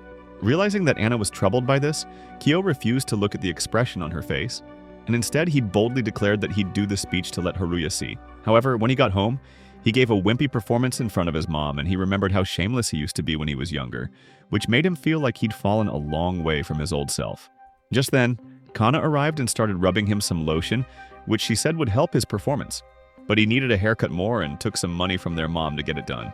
Afterwards, he drew a flowchart for his conversation with the hairstylist, and thanks to this, the barber lady was able to give him the Justin Bieber look he desired. Some hours later, he did another practice run in front of Kana, and it was so good that it moved her to tears. Eventually, the graduation day came, and Kyo was busy admiring his new look in a mirror when Anna and her friends came by to compliment his hairstyle.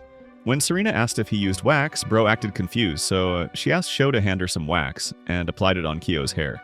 As she made his hair, Moko revealed that Serena wanted to be a hairstylist, and Serena got so embarrassed that she told her to shut up. She ended up giving Kyo a low-grade ruffian hairstyle, so Anna started fixing it up and explained to them that she also knew a bit about Harry styling. Chihiro then ruined the mood by bringing up the fact that they were changing classes, and Serena pointed out that the noisemakers in the same class would be separated. After Moiko and friends left, Anna held Kyo's face and told him they could be separated, but he assured her that they wouldn't. Just then, Maeda came by to inform them that the ceremony had started, and Kyo went out with the others only to find out that he'd taken his barber flowchart instead of the script for his speech. When he told Kana, she assured him that she'd bring it for him but got creeped out immediately. She entered his room to look for it. Anna noticed that Kyo was feeling troubled, so she asked what was bothering him, but Kyo didn't want to disappoint her, so he said it was nothing. She then assured him that he'd be fine and handed him the dog keychain as a good luck charm. Meanwhile, Kana was riding faster than Ghost Rider to make it to Kyo's school on time, but she realized that she had no idea where the school was. Luckily, she ran into her work colleague, who revealed that he was a former student of that school before offering to guide her to its location. During the ceremony, Kaio imagined every horrible scenario possible and eventually decided to call it quits. When he went to inform the teacher that he forgot his script, the teacher thanked him for taking the load off his chest and guided him to the back of the stage. When Kyo started panicking again, his alter ego reminded him that the girl of his dreams had high hopes for him and told him to focus on the image in his head instead of the crowd. Bearing this in mind, Kyo gave a passionate speech which left everyone speechless and collapsed backstage immediately after. Some hours later, he woke up in the hospital room where he was joined by Anna and Haruya. Haruya confessed his feelings to Anna. She rejected him, and with tears in her eyes, she confessed that she liked someone else. Kyo, who heard her crying from his hospital bed, started tearing up as he now realized that she liked him. The scumbag tried to ruin things for Kyo by lying to Anna that he gave her his number, but Anna said he was lying. After Haruya left the room, Kyo came outside, and when he tried to talk to him, Anna interrupted them, only to walk away in the other direction with a weird expression on her face. Some days later, Kyo walked out of his room and saw Kana playing a recording of his speech in front of their mom. He got embarrassed and grabbed it away from her, but she teased him by asking him to practice his love confession speech with her. When he got to school that day, he noticed that Anna was now acting shy around him, and he decided to be more careful in relating with her now that she liked him so that his romance dreams wouldn't be flushed down the toilet. Anna finally attempted to talk to Kyo, but before she could approach him, Chihiro informed her about a karaoke party which the basketball team was throwing for the graduated students, and she immediately agreed to attend the event. Some hours later, Kyo saw the basketball team talking about the karaoke party, and when he realized that the boys' team was attending as well, he freaked out and followed them all the way to the karaoke joint. During the party, a student handed Anna a microphone to hit the stage, but she was too busy stuffing her face with takoyaki, so Bro decided to do a toast instead. Seeing that nothing sus was going on, Kyo tried to leave, but then some graduate girls showed up and glazed him for his graduation speech before pushing him into the karaoke room. Immediately he locked eyes with Anna, he ran away to the next room where he started feeling bad for being a creepy stalker. However, Anna entered the room and sat beside him. And when he asked why she left the party, she revealed that she'd left the basketball team some time ago before asking him what he was doing there. He considered telling her it was a coincidence, but realized that it would be an obvious lie. But before he could cook up a story, Anna asked if he followed her there. When he said he was worried about her, Anna revealed that her heart had been racing uncontrollably ever since she told Haruya that she liked someone, and this was why she'd been acting weird all day. She said he didn't have to worry, but Kyo said he wasn't actually worried, and admitted that his real reason for coming there was because he wasn't comfortable seeing her close to the gigachads of the basketball team. He got so flustered by his own words that he curled up into a corner with his face glowing red, and Anna started playfully poking him from behind until she noticed the graduate girls watching them from the door. When they returned to the party room, Kyo was put on stage, and he sang the anime's opening song while looking like an underfed puppy.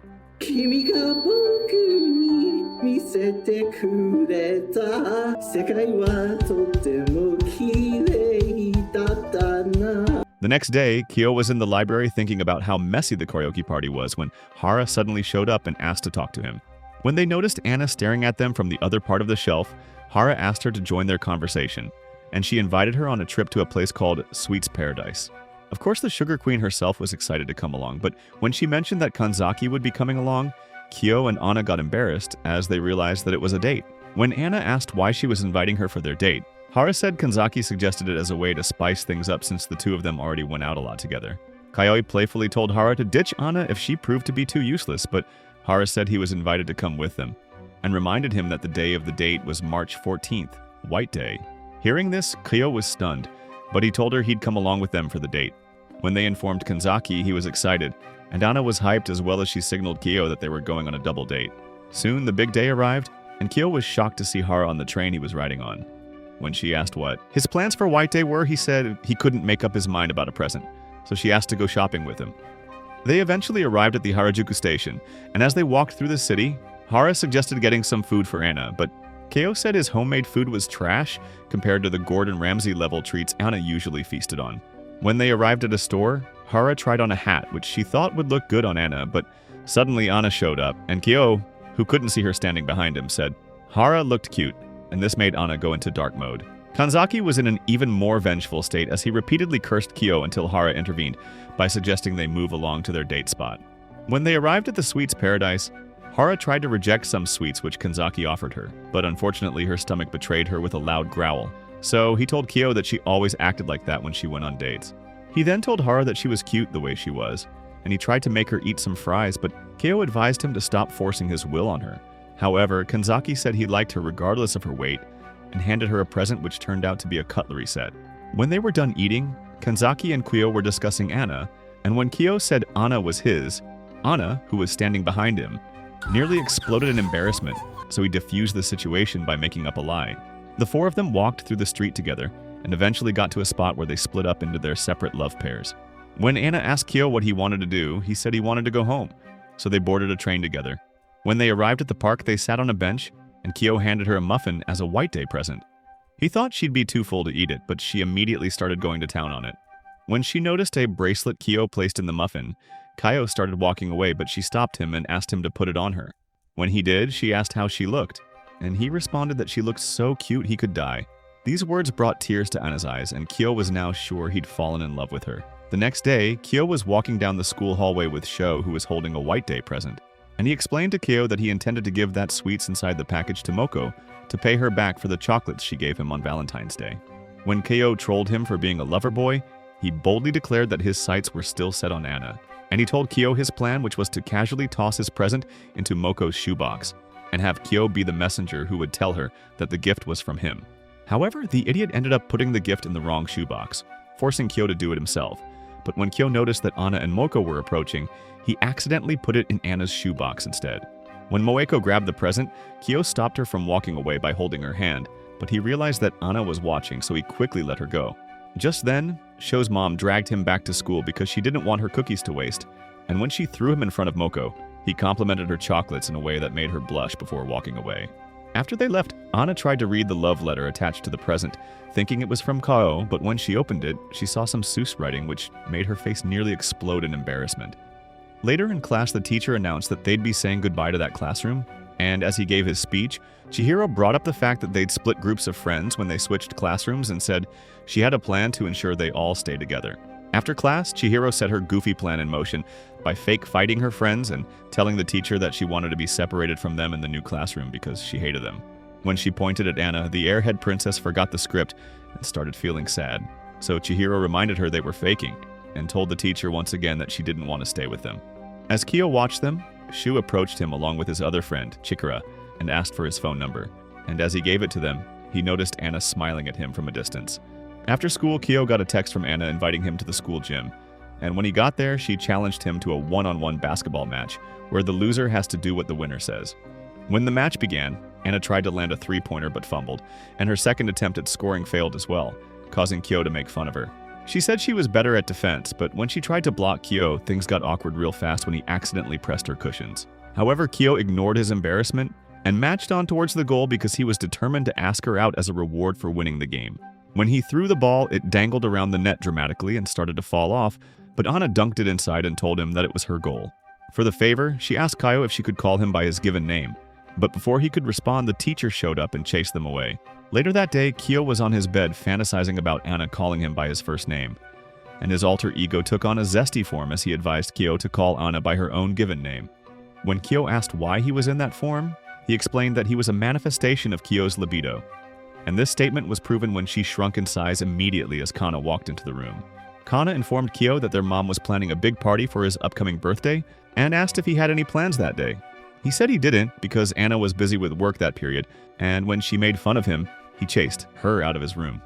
On the day of his birthday, Anna sent him a text inviting him to see the cherry blossoms with her, so he met her by the train station. As they walked together, Kyo noticed that Anna was still calling him by his last name, and he wondered if she was waiting for him to give her the go-ahead to call him Kyo. Just then, he heard some footsteps approaching them from behind, and he thought it was a criminal. So he took on a battle stance as he prepared to fight to the death to protect Anna. However, it turned out to be Kyo's dad, and he apologized for spooking them before handing Kyo his cake. When he told Anna that it was Kyo's birthday, she asked him why he didn't tell her sooner, and Kyo decided to invite her to party with them at home. Soon after, the three of them arrived at Kyo's home, and when Kana saw that Anna was joining them, she got even more excited for the party. As they are together, Anna told Kyo's family that she was a professional model, and this made Kana feel like a piece of trash, especially since she was wearing a cheap Billie Eilish cosplay. Kana then handed Kyo a bunny girl figure from one of his favorite video games as a present, and when his mom arrived with the cake, they all sang Kyo a birthday song. After Kyo made his wish, Anna whispered the words "Happy Birthday" into his ear while calling him Kyo, and this made him so turned on that he fainted. Soon after, Kana invited Anna to spend the night with them, and when she agreed, Kyo's mom informed Sanai that her daughter would be sleeping over. When Anna was taking a bath, Kyo went by to leave her some clothes and inform her that the clothes she came with were in the washing machine. Before he could leave, she asked if he had a rubber, and Bro's mind immediately went into the gutter, but it turned out she was just asking for a regular rubber band to pack up her hair. After the bath, he noticed that Anna was hungry, so he gave her a drink and sat beside her as she prepared for an upcoming movie role. Kyo talked about his insecurities until she comforted him by placing his head on her cushions and expressing how excited she was to play her next role. When she fell asleep, Kyo resisted the urge to take advantage of her and covered her with a blanket before walking away. The next morning, Kyo walked into the bathroom where he saw Anna brushing her teeth, and he started brushing his teeth as well while she teased him. As they cleaned up together, she asked if she could call him by his first name, and he immediately agreed. After sending Anna off, Kyo met Sho and the boys at the park, and they ate together while talking about the best fights in Dragon Ball. As they stared at the cherry blossoms together, Moko and the girls suddenly arrived, and Sho blushed like an idiot while Moko teased him. She then sat beside Kyo and started rambling some random stuff about people who have sleepovers. Together despite not being in a relationship, causing Kyo to worry that he'd made a big mistake with Anna. Chihiro then took a picture of them which she threatened to show to Anna, but Kyo rushed to stop her. When Kanzaki asked where Anna was, Serena explained that she headed to Hiroshima for a movie shooting, and everyone talked about how amazing she was. A while later, Kyo got on a video call with Anna, and she wanted to give him a tour of her fancy hotel room. But before she could do so, her mom suddenly entered the room. In an attempt to hide her phone, she accidentally dropped it on the ground, giving Kyo a clear view of her thick drumsticks, which overloaded his tiny brain. When it was time to begin the shooting, Anna's manager and mom tried to calm her down, but she was still nervous until she got a text from Kyo assuring her that everything would be alright. Meanwhile, Kyo was stalking his crush's Instagram like a typical simp, and he noticed a picture Anna took in his house which showed her standing beside 2 umbrellas, and the comments were flaring up as people accused her of having a boyfriend. He then noticed that a particular otaku on Instagram was spamming Sue's comments on Anna's post, and he wasn't comfortable with his, so he picked a fight with the dude online. Instead of engaging him, the dude simply blocked Kyo, and this made him realize that he was a bigger loser than the online stalker. During the movie shooting, Anna performed like prime Emma Stone, as she yelled at the actor playing her father. And when the director yelled cut, she apologized for getting too emotional during the scene. However, the actor Ken said it was better that way and complimented her acting skills before walking away.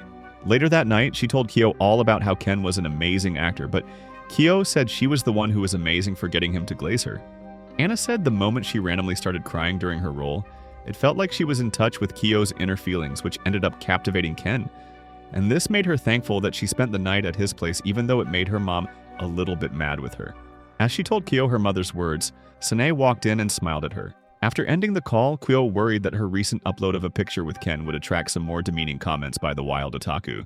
But before he could cook up a plan, Kana came by and showed him a picture of himself and Anna.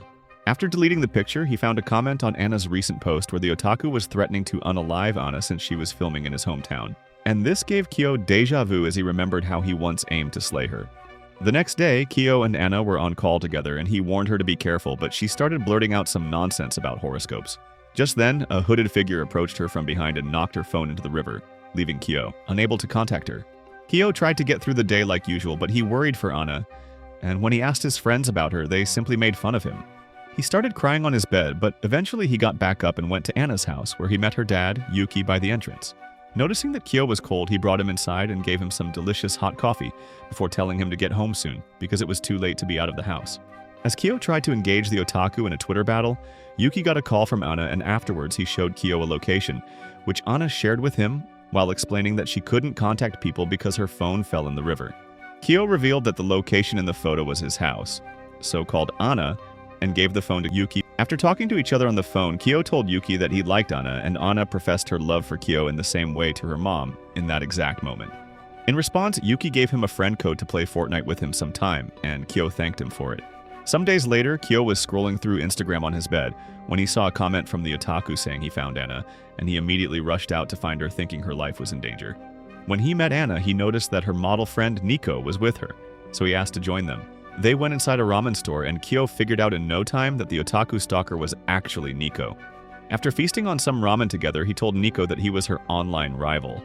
And when they rejoined Anna outside, she noticed that Kyo was wearing 2 different shoe legs. She then said her goodbyes to Nico, but before Nico could move ahead, Kyo stopped her and warned her not to post Anna's private info online.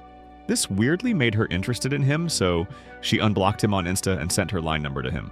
On their way home, Anna apologized for worrying Kyo and said she wanted to be more grown up. On the first day of the new school year, Kyo was still a midget despite being a 3rd year, and he ran into Moko, who informed him that they were in the same class. He moved ahead to check if Anna was in his class, and he reminded himself that he could still meet with Anna around the school, even if they didn't end up in the same class. When he walked into class, the first thing he saw was Anna, who got so excited to see him that she forgot their agreement to keep their distance and rushed to hold his hand. When they noticed everyone in class staring at them, Anna pretended like she was actually trying to greet a girl who just walked into class. As Kyo took his seat, he thought about his agreement with Anna to keep their distance in crowded spaces, and he wondered why they were doing that when they weren't even dating in the first place. Moko started trolling him again by placing Anna's hand on a random boy in their class until Kyo got up and pushed the hand away. Just then, Serena came by and informed them that she was staying in the same class with them, But their celebration was cut short when they noticed Chihiro moping in the corner. Moko explained that Chihiro was in shambles because she wasn't in the same class as the rest of them, but Chihiro said it was worse than that, because her name wasn't on any of the lists. When they complained to Maida, he checked a list he was holding and announced that she was Class A with the rest of them, before apologizing for his mistake. Chihiro knew he did it on purpose, so she kept bad-mouthing him until her friends dragged her away. When Maida walked outside, he saw Kaio, who said he was feeling bad because he knew Maida pulled some strings for them. Some minutes later, the girls reunited with some of their female friends in class, and while they played around together, Anna snuck away from them and left Kaio, which asked him to hang around after class. Soon after, their new teacher, Moriyaya, introduced herself in an energetic way, and as she yapped on, Kyo thought about Sho, who wasn't in class with the rest of them. He later met Sho by the staircase, and Bro immediately started ranting about how jealous he was that Kyo got to be in the same class as all the elite baddies in school. Some hours later, Kyo and Anna were finally alone in class, so she jumped over to his seat and handed him his birthday present, which turned out to be a chain. Like a typical street dog, he tried to wear the chain on his neck, but Anna informed him that it was a wallet chain, and when he tried to put it on him, they got startled when some of their class girls entered the room. To avoid getting spotted, they hid in an enclosed space and heard one of the girls named Ando asking if they were dating. Instead of saying no like a sensible human being, Moko asked if being in a relationship was a problem, so Ando explained that they needed to throw a party for them if they were dating.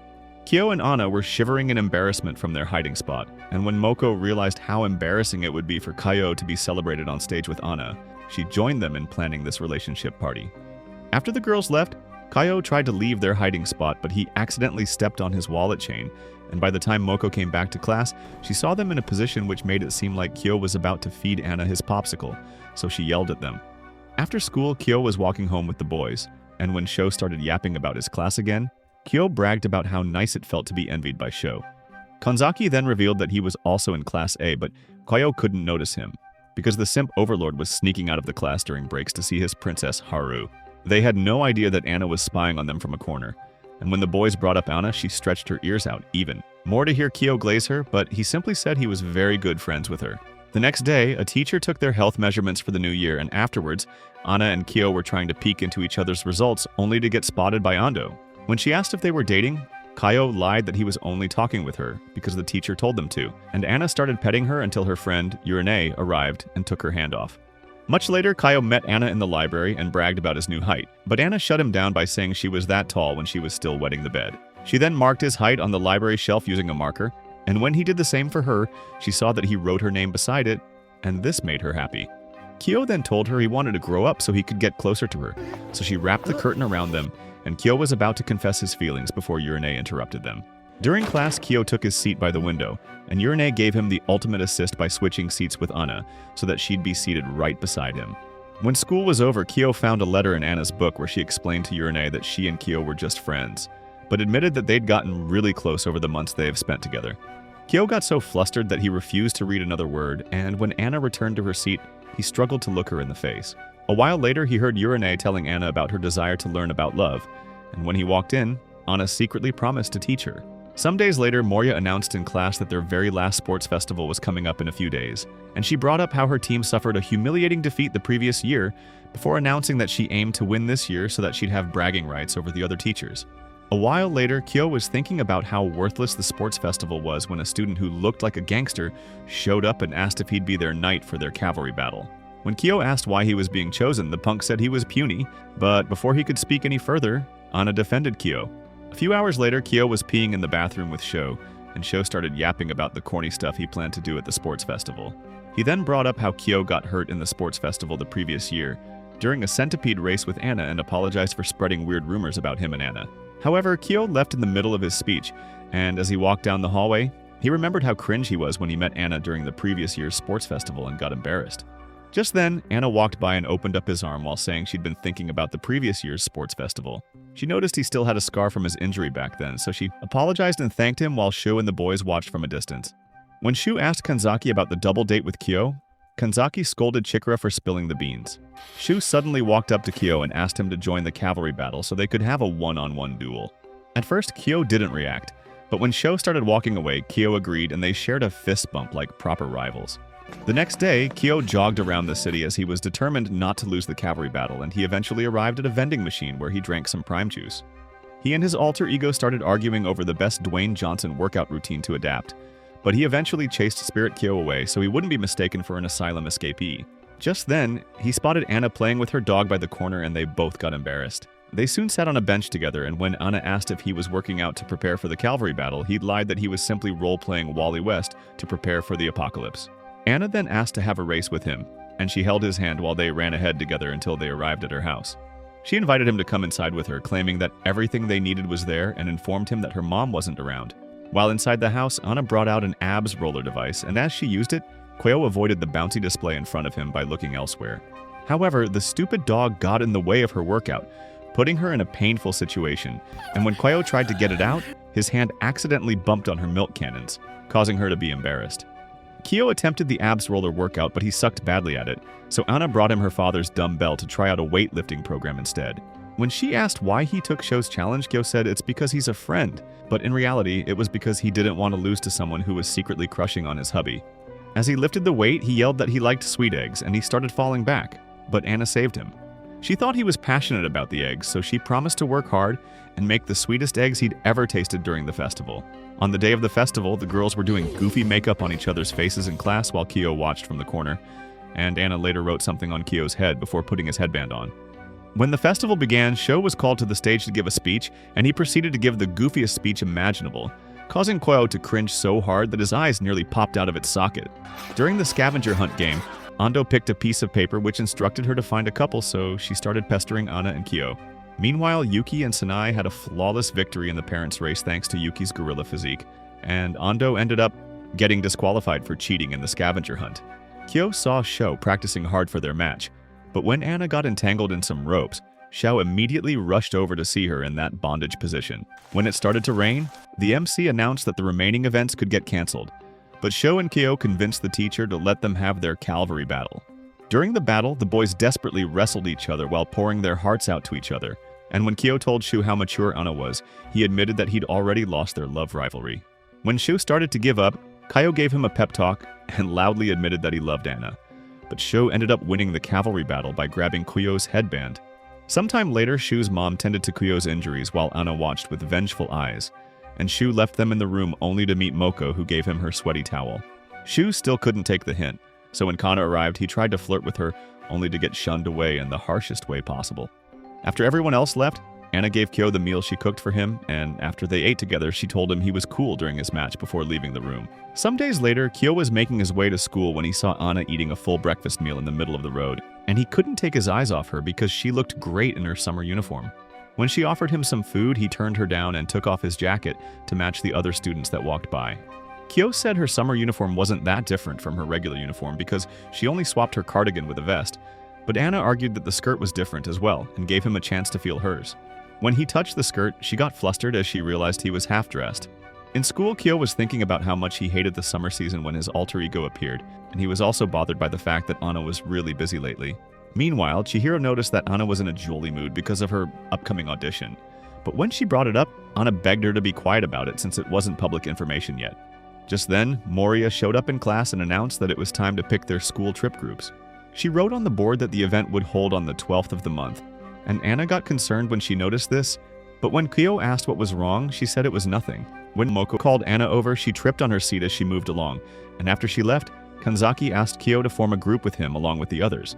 Kyo went over to the girls' table to join their team, but when he asked Anna, the girls informed him that they were only picking roommates, and Kanzaki said he was telling him to ask a chubby guy in their class named Teppei and not Anna. A while later, Kyo saw Anna, looking through her phone, but when she noticed him staring at her, she gave him a fake smile. Later that night, Kyo was on his bed thinking about how Anna was acting weird that day, and his alter ego randomly mentioned having a first kiss, causing Kyo to jump out of his bed. When he started narrating a kiss scene from the brain-rot romance manga Kyo had, Kyo immediately ordered him to get out. After he vanished, Kyo wondered if Anna was thinking about kissing him during the trip, and he imagined a scenario where he and Anna shared a kiss together.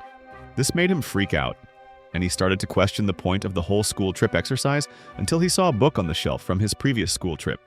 While looking at the book, he got a video call from Anna and noticed that she was reading the same brain-rot novel that his alter ego was reading him a few minutes ago. She said she wanted to talk about the school trip, but when Kyo asked what was on her mind, she saw the school trip books beside him and told him not to worry. She turned off the video call to hide the fact that she was crying and started asking random questions about food, which made Kyo worried about her. When he heard her struggling with her breath, he asked if she had a cold, but she said she was fine. On the day of the school trip, the students gathered by the train station and Moko reported to Mariah that Anna had already finished all the snacks. After boarding the train, the midget boy was struggling to load his bag, so Anna helped him out, only to get trolled by Moko and friends. As the train rode ahead, Kyo noticed Urine staring at him, so he gave her his window seat and watched as she admitted that view from outside. She then advised him to be careful over the next 3 days because Ando was making confetti while preparing to pair up a couple during the trip and revealed that she made her friends practice their flash mob act. When she informed him that he and Anna were her top targets, Kyo got flustered and reminded her that he and Anna weren't an item. She then asked him if he wanted to be forced by a crowd to ask Anna out, but he said he could do it himself, and Anna interrupted their conversation. When they arrived at their location, Kyo tried to avoid causing a scene with Anna, but it didn't take long before they found themselves surrounded by a herd of deer. After escaping the situation, he met up with Chihiro, who told him that Anna was acting weird because of a decision she made. But before Kyo could find out more from her, the other girls came by to take her away. At night, Kyo watched as Anna and Chihiro bickered at the dining table, and he started pondering over Anna's situation, until he noticed that everyone had left him behind. During bath time, Chihiro asked Anna if she was enjoying the trip, and she replied that she was. Afterwards, Anna ran into Kyo by the staircase and he saw an event on her phone, which was named after the manga she loved, but before she could have a proper conversation with him, Sho and Ando came by to interrupt them. Later that night, Kyo wondered what the manga event was all about, but his goofy alter ego showed up and started bothering him about the kissing thing again. However, their talk was cut short when Kyo heard Anna rehearsing some lines from the manga, and he realized that she had an audition for a movie adaptation of the manga. As he argued with his alter ego, he figured out that Anna abandoned her audition just to be with him at the school trip, and he felt so stupid that he started crying. He ran as fast as he could and eventually met her by the hallway, but before they could talk, Moria showed up and pushed them into a room together, thinking Kyo was Chihiro. When the real Chihiro showed up with Ando, Anna immediately hid Kyo underneath her sheets. While buried in the sheets, Kyo wondered why God was putting him through such trials, and things got even more crazy when Anna joined him inside. When one of her friends asked Anna what kind of guys she liked, she glanced at the party of the bed where Kyo was hiding, but she had no idea that bro was fighting for his life under the sheets. She replied that she liked interesting guys, and when Moko complained that she always gave that vague answer, she said she liked guys that acted like cats. When she asked her friends if they've been asked out, they all said yes. But Moko claimed that getting asked out is immature because real adults let things slowly brew until they find themselves in a relationship. However, Anna revealed that she preferred to be asked out. And when she asked Moko what she meant by letting things brew, Moko quietly told her it meant clapping your partner intimately. Kyo freaked out when he heard this, and he felt disgusted that adults use that process as a recreational sport to determine if they'd date someone or not. When Moko turned out the lights, Kyo started brainstorming about the perfect escape plan, only to see Anna cuddling up with him in the sheets. His mind started going into the gutter, and when her plots bounced on his arm, he started counting prime numbers to stop the shield hero from rising in his trousers. When Anna silently asked him if she was an adult, Bro started struggling to breathe, and when she reached out to kiss him, he stopped her by telling her to have a discussion with him the next day. She suddenly jumped out of bed, and this woke the other girls up, allowing them to observe the unnatural bump on her bed. However, before they could do anything, they spotted Kanzaki hanging outside their window like Spider-Man, so they all ran out to report to the teacher. Thanks to the ruckus, Kyo finally escaped the girls' room, and he ran with Anna to a spot where he reminded her to meet him the next day for a private talk. I'm the second day of the trip, Anna. And her friends were goofing off together at a shrine, and Ando informed them of a legend which says that any couple who held hands in that shrine were bound together for eternity. As Kyo watched them from afar, he started thinking about the best way to bring up her audition issue during his upcoming talk with Anna, but she interrupted his brainstorming by inviting him to join her in a secluded part of the shrine. They walked to a point in the shrine where Anna told Kyo she was having fun, but he took off her mask to reveal her anxious face and asked about her audition. With tears streaming from her eyes, she apologized and admitted that she couldn't stop thinking about the audition, despite her numerous attempts to distract herself with fun activities. She said she was self-centered and apologized for putting Kyo in a tough spot, but in that moment, Kyo felt relieved because she was showing off a vulnerable side of herself. He held back his tears and covered his face with a mask while telling her about how he used to be a pathetic, miserable loner who was hated by everyone until he ended up making friends. Furthermore, he claimed that his previously dark world was now filled with color and admitted that he now liked school, adding that he'd continue liking it even if she wasn't around. Those words made her want to spill even more tears, but he then revealed that she was the one who showed him that beautiful world and took off his mask to reveal his tearful face before confessing that he loved her. Anna was frozen in shock, but Ando ran towards them to ruin their moment again, so Kyo grabbed her hand and ran out of the shrine. By the time Ando reached the entrance, she saw Kanzaki and Hara holding hands, and the main lovebirds continued running ahead until they reached a street where Kyo asked Anna to go for her audition. When she tried to argue, he told her to get on the next bullet train and promised to inform the teachers of her sudden exit. He then handed her some snacks and started walking away, but she stopped him and said she wanted to say her feelings out loud as well. Before she could say it, Chihiro showed up and handed her some prep materials before sending her off to her rehearsal. Afterwards, Kyo returned to the shrine and met everyone celebrating Kanzaki and Hara until Hara asked them to stop. Some hours later, Kyo got a call from Kana, who sent him to get some souvenirs for her. And after buying his sister's gifts, he engaged Sho in a sword fight. On the way back from the trip, Kyo got a text from Anna inviting him to come to their usual spot. So he ran as fast as he could and eventually arrived at the school library where Anna was waiting for him. When he asked about her audition, she said she ended up fumbling it and gave a romantic speech about how Kyo made her realize who she was, before confessing that she loved him. At that moment, Kyo's eyes turned into a running tap, and when she asked if he'd go out with her, he immediately said yes. She tried to kiss him, but they couldn't pull it off due to height difference, so she pecked him instead and happily hopped away. However, Kyo rushed outside to meet her and smiled softly while holding her hand to mark the beginning of a beautiful relationship. Since they struggled to even pull off a kiss, what style do you think the new couple will try first? Will Anna go on all fours?